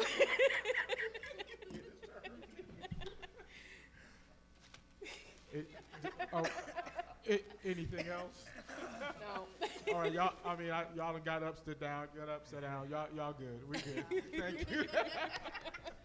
All right, we come to the part of the meeting where the public has an opportunity to address the board if it so desires. Public participation is one-way communication in which members of the public are asked to address the full board with the understanding that board members will not be able to respond. Trustee Davis, would you please provide the public comment guidelines? Because the Oak Park Board of Education values public meetings, not just meetings in public, we welcome public comment on school issues. Speakers are asked to express themselves in a civil manner with due process for the dignity and privacy of others who may be affected by public comments. The public comment portion of the meeting cannot be used to make personal attacks against a school board member or school district employee that disrupts the order of the meeting and is totally unrelated to the manner in which the member or employee performs his or her duties. Speakers should be aware that if statements violate the rights of others under the law of defamation or invasion of privacy, such comments may result in legal liability. Most comments can be concisely stated in 3 minutes, and the board respectfully asks that comments remain focused on the topic or issue and not be directed at specific personnel or board members. We have 3 cards for public comment. Okay. First, Crystal Bailey.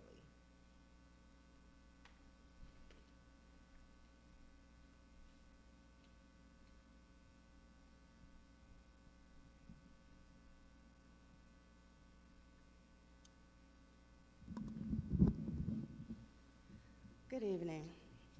Do I need to state my address or no? No? Okay. Crystal Bailey.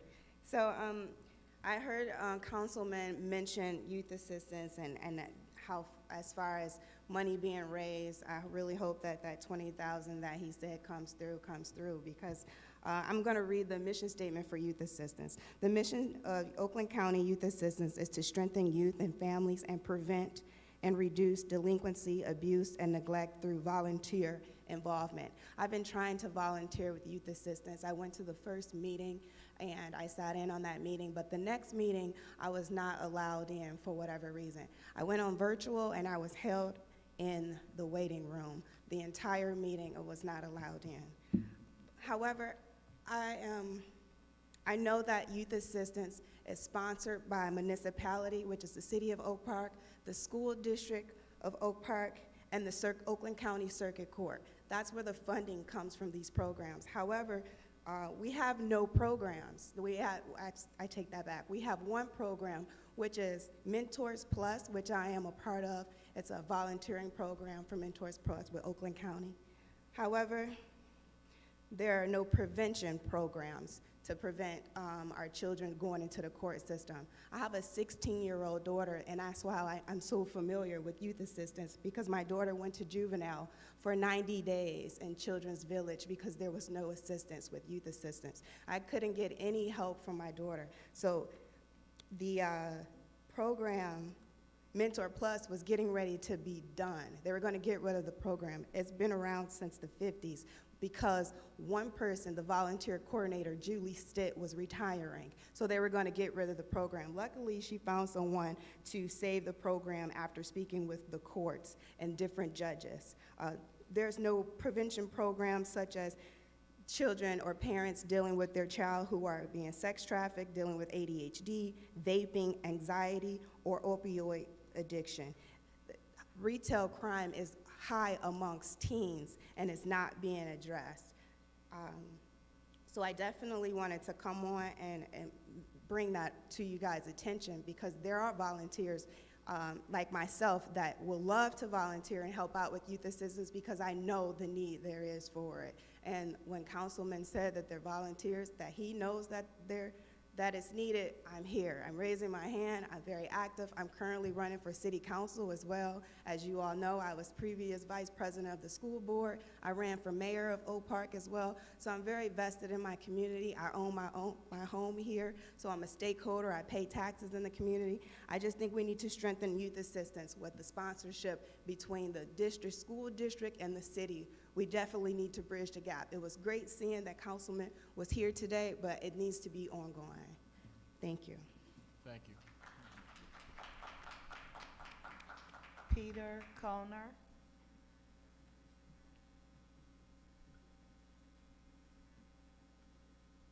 Condon.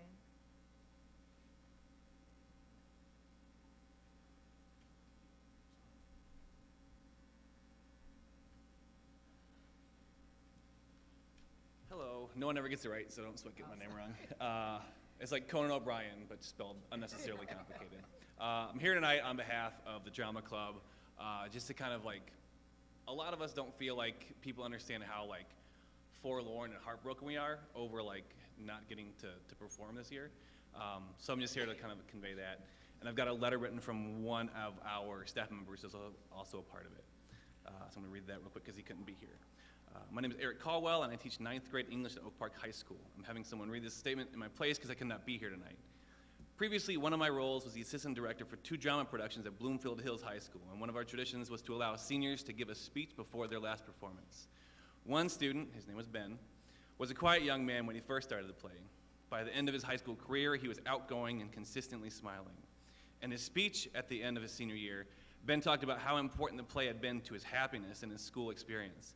I saw tears in his eyes when he talked about how the play helped facilitate his friendships and give him something to look forward to every day. And ultimately, it became the reason why he came to school every single day. This year, more students than I have ever seen at OPHS joined the drama production that Mr. B planned. There was a level of excitement and enthusiasm that I have not seen yet at this school. Students were proud to be part of the production and excited to do a good job. They were devastated, as was I, to hear that the play had been canceled due to lack of funding. We should foster and encourage anything positive that students have pride in, especially the performing arts. Students who participate in the arts almost always perform better in school, and for their sake, and the sake of our school's image and community, we must do better at funding and promoting theater programs and the arts. It'd be a shame if students like Ben never got to come out of their shell to realize like how good of a student they could be. Thank you.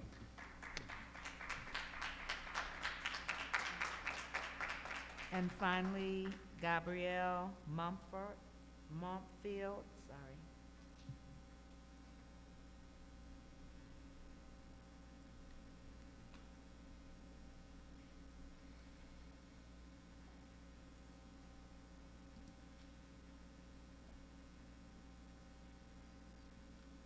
Hello, my name is Gabriel Mumpfield, and I will be on the topic of the Drama Club here at Oak Park High School. We have done a lot for production. The Drama Club, every year, every time we have a play, it helps us create bonds together, create new things to build with each other, make new friends, and it gives us something to do outside of just school and the constant learning and poking everything. It was a shame for us to hear that our play has been canceled this year because of the lack of funding. Our fundraising, we have tried fundraising in the beginning, but it has, unfortunately, has been canceled due to unforeseen circumstances. But then we were told that district would be funding us, but then weeks before our show, it has been decided that we would not have that. And this broke most of our hearts because most of us here are seniors during this play this year. And it was upsetting that we had a big goal for this whole play. We had over 40 kids here today for this production, and it broke most of our hearts that we couldn't do it this year because of the lack of funding. And with the lack of funding, we had nothing else to do. We tried doing a podcast, but then it seemed like the podcast wouldn't have that certain mark to hit with us, that have that spark that creates the big smile on audience faces, on our kids' faces, and the whole community, actually. And I feel that better communication is very much needed, and a better sense of how we portray our kids other than punishing the adults for their actions.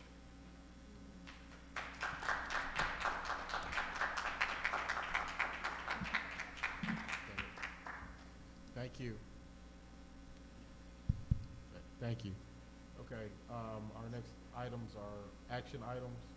So we'll go to item 10A, approval for Oak Park High School marching band field trip. You have it up. Trustee Davis, would you please read the motion? Resolved that the Oak Park Board approve an out-of-state field trip on September 17th, 2022. Should be 23, right? Yeah, Yes, 2023. The performance will be held at Trotwood High School, Trotwood, Ohio. The bus will be leaving at 8 a.m. and returning at 11 p.m. Support. Motion is made and seconded. Do we? April 29th. It's not the right date? The April date is April 29th? Yes. I'm sorry. Let me restate it.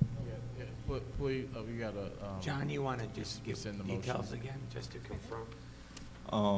I move that we rescind the You motion. don't have to move it, just rescind it. Okay. Yeah, just go. Okay, go ahead. Yeah. You can make another motion now, if you want. April 29th. Resolved that the Oak Park Board approve an out-of-state field trip on April 29th, 2023. The performance will be held at Trotwood High School, Trotwood, Ohio. The bus will be leaving at 8 a.m. and returning at 11 p.m. Okay, motion is made and seconded. Any questions on that motion? You have questions? Go ahead. The band director is going, is there any parents that's going to attend with the bus? Said five. Said five, Yes, ma'am. We have about Okay, like I a see you good. guys. It said there were Yeah. five chaperones. Okay, copy.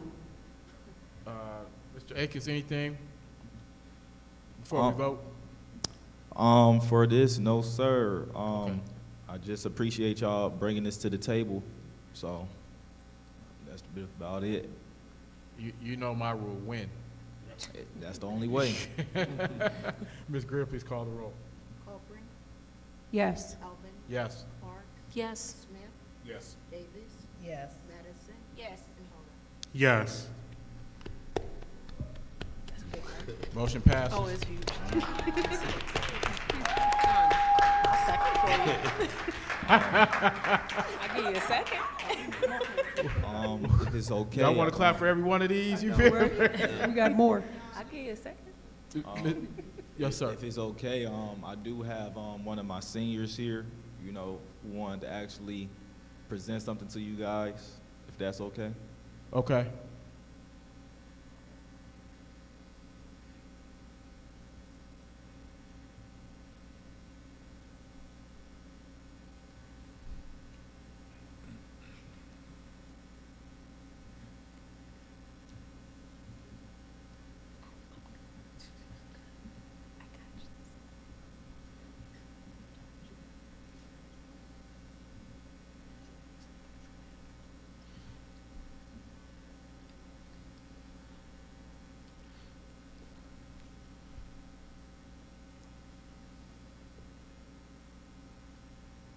Hi.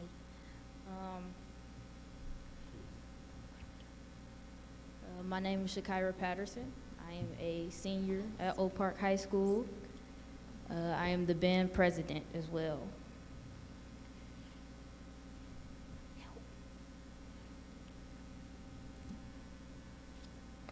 Okay, this year we have won first place at the St. Patrick's Day Parade, first place at the Oak Park versus E-Course Battle, and second place at the Berkeley Holiday Christmas Lights Parade. We've also attended basketball and football games, and teachers versus staff games, Open Pep rallies, and Open Black History programs.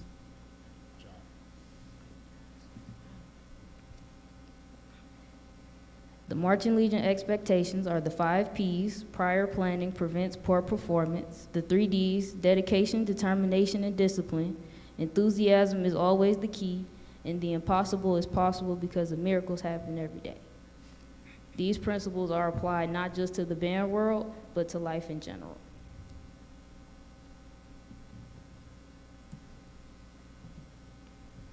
Band teaches you all about leadership, being able to make the right decisions even under pressure. Makai Daniels. Band teaches you how to be consistent in life with whatever you do inside and out of band room. Andre Ellis. It teaches you to be loyal to something you really love, from me. And it teaches you to have discipline within yourself. Dorian Moss.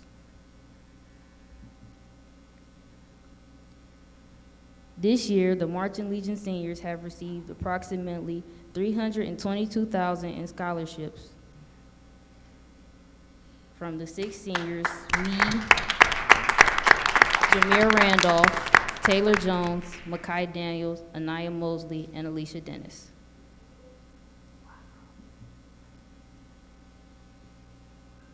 Participating in this competition will help showcase the Oak Park students and what we have learned through the year. We will also gain knowledge and scholarships from the collegiate bands that will be attending. And we will continue the winning legacy in history at this competition.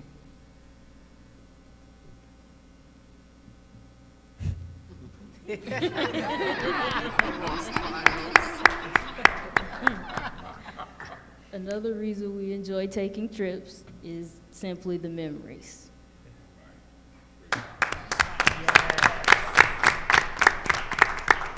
Thank you for supporting the Legion, where enthusiasm is always the key. Thank you, I appreciate y'all. Thank you, Kyra. Very exceptional, good student. She's going to be going to Texas Southern University on a band scholarship.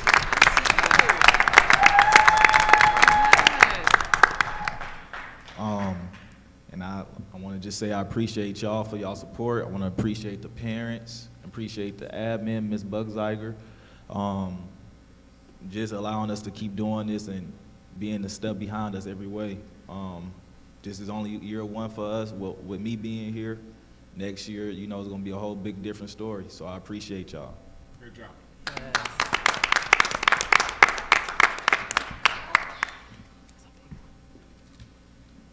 Okay, thank you. We're going to 10B, approval for Oak Park High School gym bleacher system. Trustee Madison, would you please read the motion? Resolved that the Oak Park Board accepts the administration recommendation to purchase the replacement Oak Park High School gymnasium bleacher system from Farnham Equipment of Columbus, Ohio, in the amount of $362,000. This purchase will encompass 2 fully automated bleacher systems constructed by Hussey Seating Company of North Berwick, Maine. The pricing of these bleachers was made possible through the Sourcewell Purchasing Consortium, and funds to purchase these units will be from ESSER 3 funds proceeds. Second. Is there a second?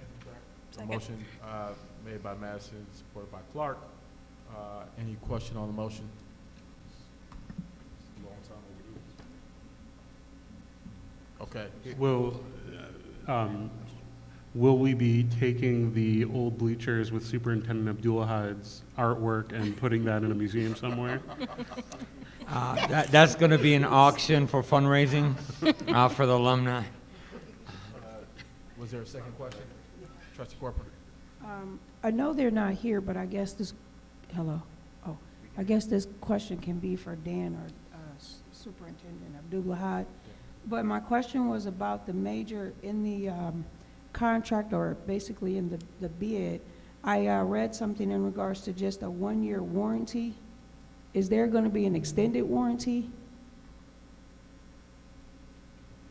He can't hear She me. said, is there 1-year warranty, or is there an ability to get extended warranty? We will be getting more than 1-year warranty. I was told that there's going to be a warranty on labor right off the bat for a year, but then there's going to be the warranty on the actual equipment itself. Okay, and the other question was, it also stated that there was no sales tax included at this time, or is it gonna come up later? No, there's no sales tax on this. Okay. This was a You know consortium that bid for sales tax, I Sourcewell. got PTSD when it comes to sales tax, okay? The other question was, it also said something about unforeseen. Does that mean that things that they don't see that might be underneath or hidden somewhere?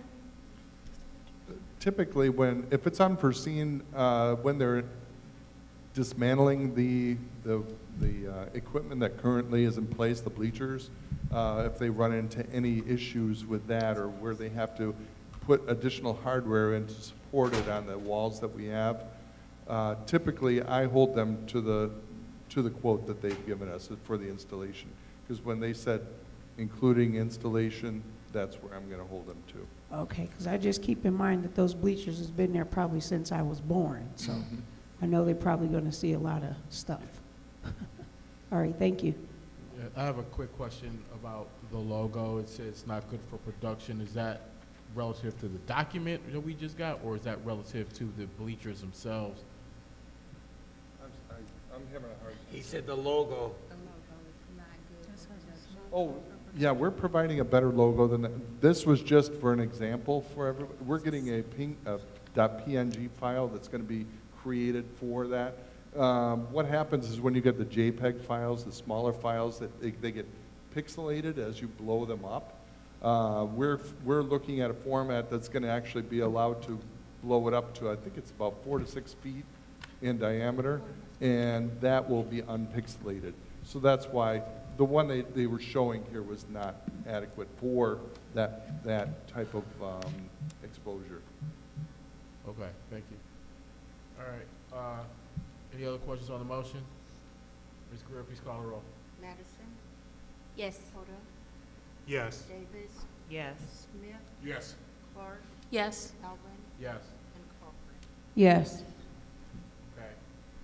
Go to item 11, information items, 11A, Oakland Schools 2023-24 budget. There is a recommendation to adopt and one to disapprove. So not sure what kind of the thinking is of individual board members, but is there any thought on, is there any reason why someone would say we should not approve of this budget? Okay. So, I mean, this is just the first look at it, but we'll come back the next meeting and go through that process. I do want to apologize to the board. Although I was the board designee and did receive the budget, I was not aware of the informational meeting that was apparently held on Thursday night until I saw the information included in board book. So I was not able to attend Thursday night, but I did review the information I was provided and did not see anything that I objected to. Yeah, the other night. Okay, thank you. Item 11B, purchase of playground equipment. Mr. Phillips, anything?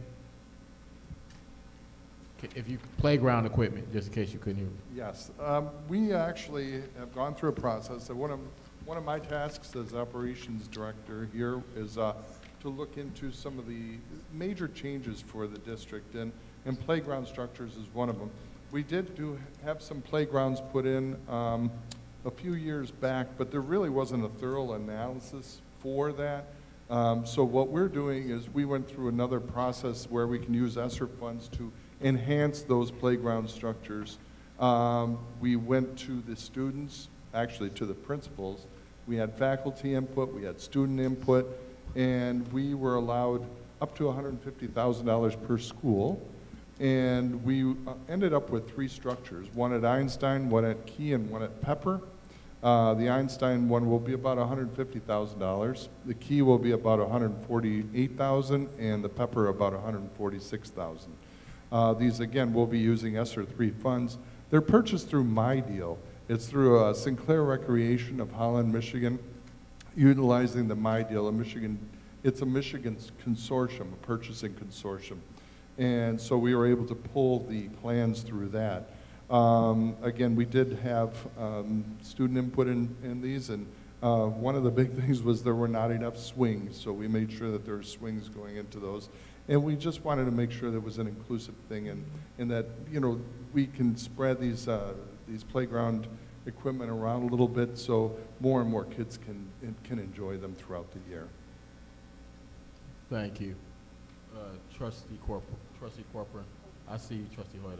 Trustee Corcoran, you're up. Okay, I'm sorry. It's kind of hard for you, I mean, for me to hear you down here, but did you say something about the playgrounds 2 years ago, and you said, I didn't hear you after that? He said several, but Oh. years ago, but they were not adequate, like it wasn't enough.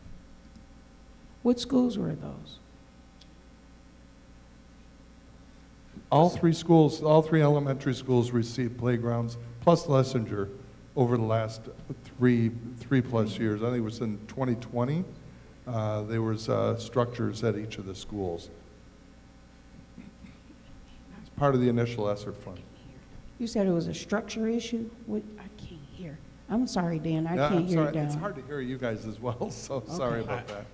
Trustee Hoyt, go ahead. If it's helpful, So hold on to it. They're Yeah. directional mics. My, So my speak right. recollection is that in the summer of 2020, we replaced the playground structures that were there that had been deemed not safe. Then, I believe last summer, or maybe some other time, some of those things were moved around. It might have been the year before that. So to add for Lessinger for the early childhood, and my understanding of this proposal is to keep what we already have and then to add additional equipment. That's correct. to- It's enhancements. Oh, great analogy. I understood that perfectly well. Thank you so much there, Trustee Hoda. Any additional questions? Trustee Hoyt.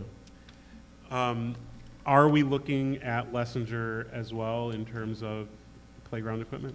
Lessinger just received, as part of their restructuring there, we did get a large playground structure for that. So they got in addition to what was moved from other. Yes, So they- what we had moved was, we had said the kind of, the playground stuff that was for really little kids, that since we didn't have really little kids in the elementaries anymore, we were moving all that to Lessinger. And now we're that, and then there was also some other playground equipment? There was additional as well, Got it. yes. Thank you. Okay, any other questions?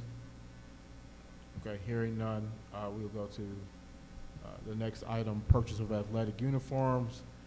Mr. Abdullah. So, all the things that you're presenting, every discussion that we talk about in cabinet, in building principals, in leadership meetings is how can we help support the kid? Every discussion.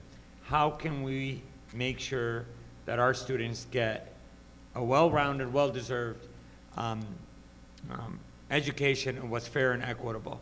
So the uniforms that are there really are unacceptable by any standard, and they've not been addressed. And so we're addressing all of them.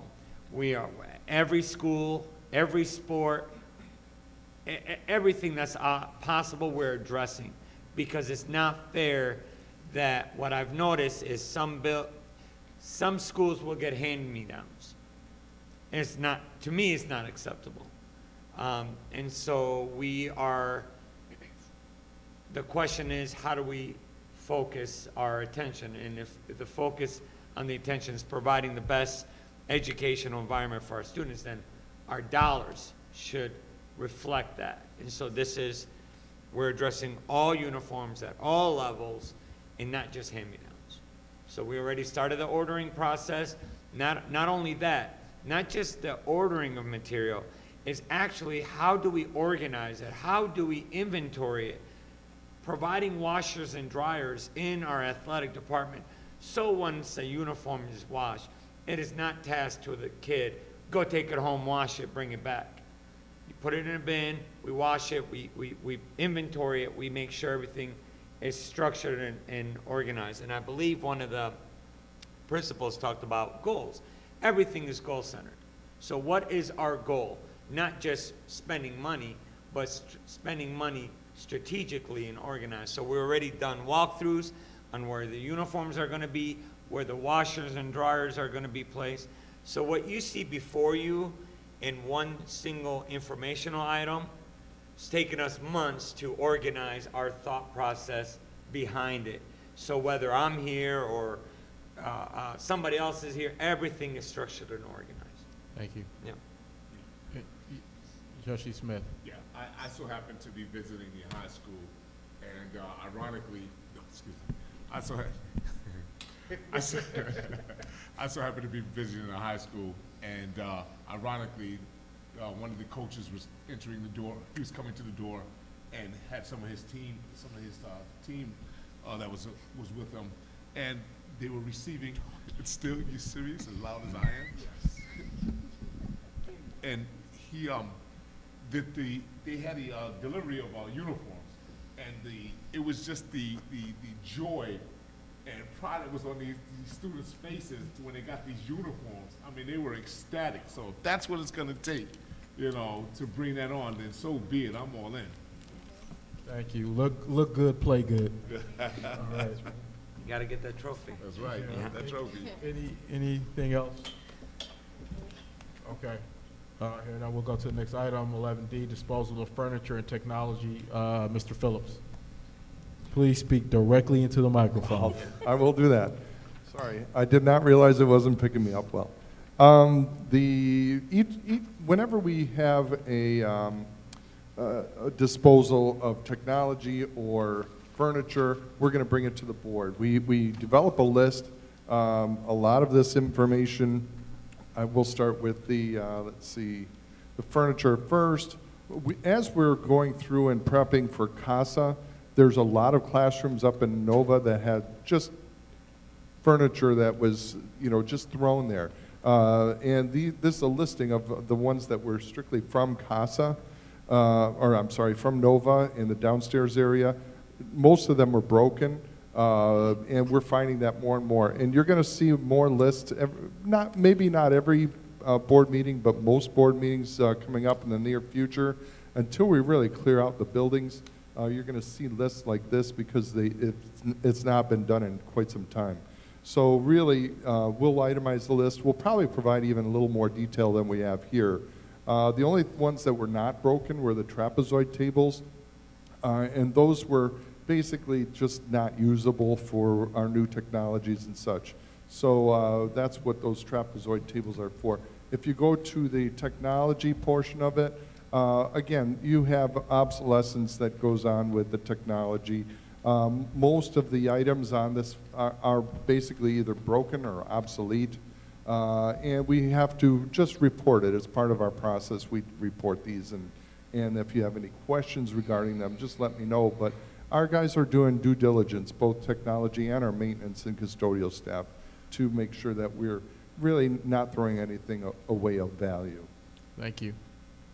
Anything from members of the board?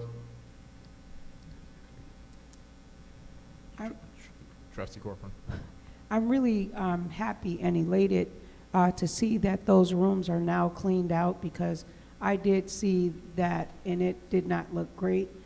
So I'm glad now that we've disposed of what we needed to and use what we can. Thank you. Okay, anything else from other members of the board? Okay, we're going to go to item 12, call for closed session. We'll be calling for closed session pursuant to Section 8C of the Open Meetings Act for the purposes of strategy negotiation session connected with a collective bargaining agreement. Is there a motion to go into closed session? So moved. Is there a second? Second. Okay, motion made by Huerta, seconded by Smith. Ms. Greer, please call the roll. Clark, Yes. Copeland, Yes. Davis, Elvin, Yes. Hoda, she said Yes. Madison, Yes. and Smith. Yes. Go ahead. Yes. Okay, Davis votes yes as well. Okay, we'll go into closed session. Thank you.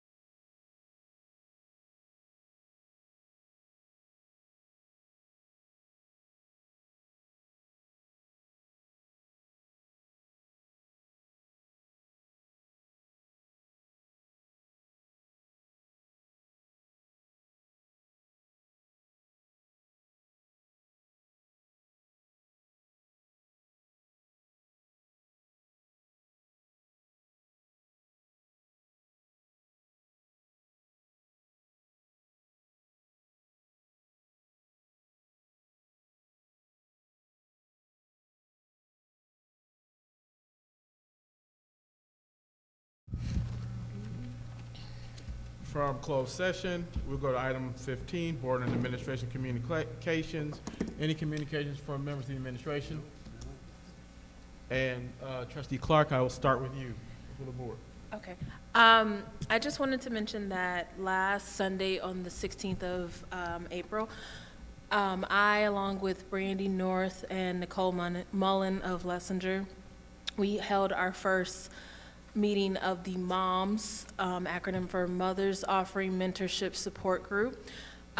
It was a small group of us, but it was very nice to be able to collectively get together with the mothers and, you know, have conversation. And I know eventually we would like to have representation from each school, mothers from Key, from Einstein, from Pepper, from the high schools. It would be nice to, you know, collectively get that together, and eventually me and Ms. North will be able to communicate with that. But I just wanted to mention that we were able to meet at Berkeley Coffee.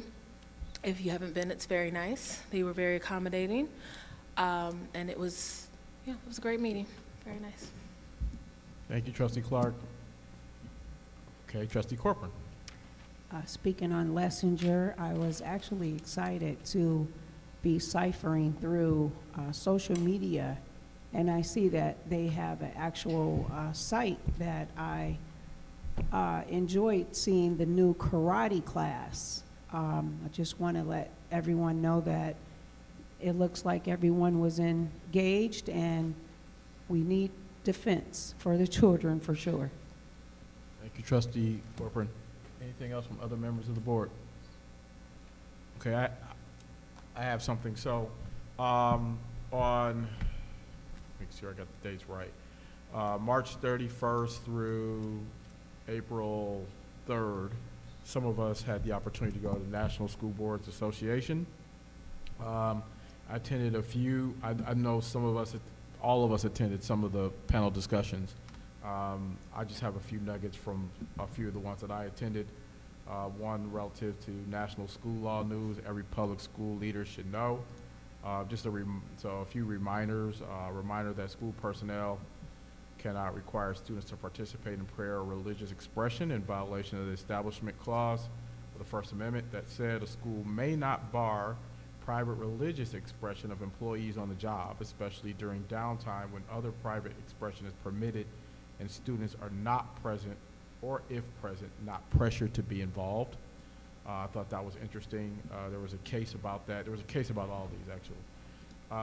Consideration of race in the college student admissions process is being decided at the Supreme Court right now.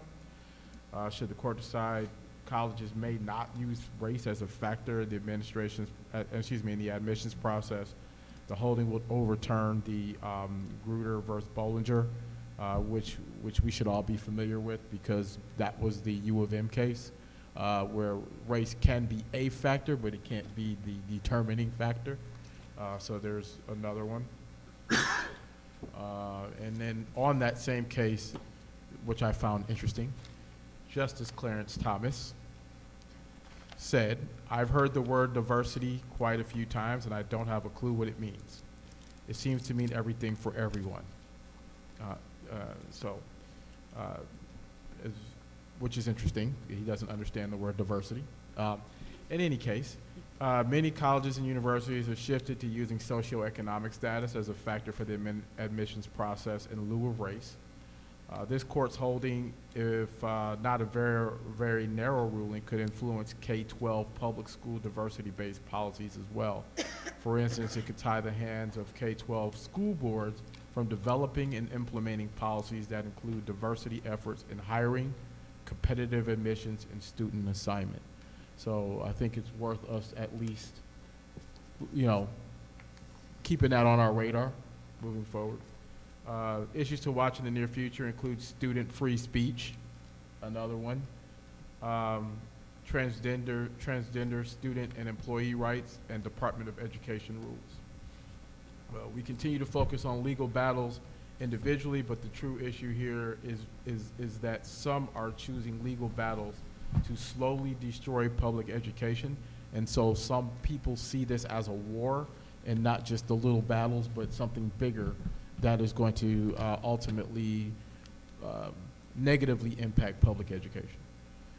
Then from a board governance, I attended another one relative to board governance, so just a few nuggets from that one. No matter how any of us feel as individuals, we should consistently remind ourselves to keep learning and achievement for all, students. It should be kept as a primary focus. It's imperative for the board to evaluate its own effectiveness from time to time. That's something we should be considering. And the authority rests with the board as a whole and not with any one individual. Just as a reminder, I mean, we've said that over and over again, but still a good reminder. So those were kind of the nuggets I took from some of the sessions I attended. Look forward to hearing others as we get to our next meeting. Maybe we'll hear from some other board members. Any questions on that? No. Yes. As far as diversity, so I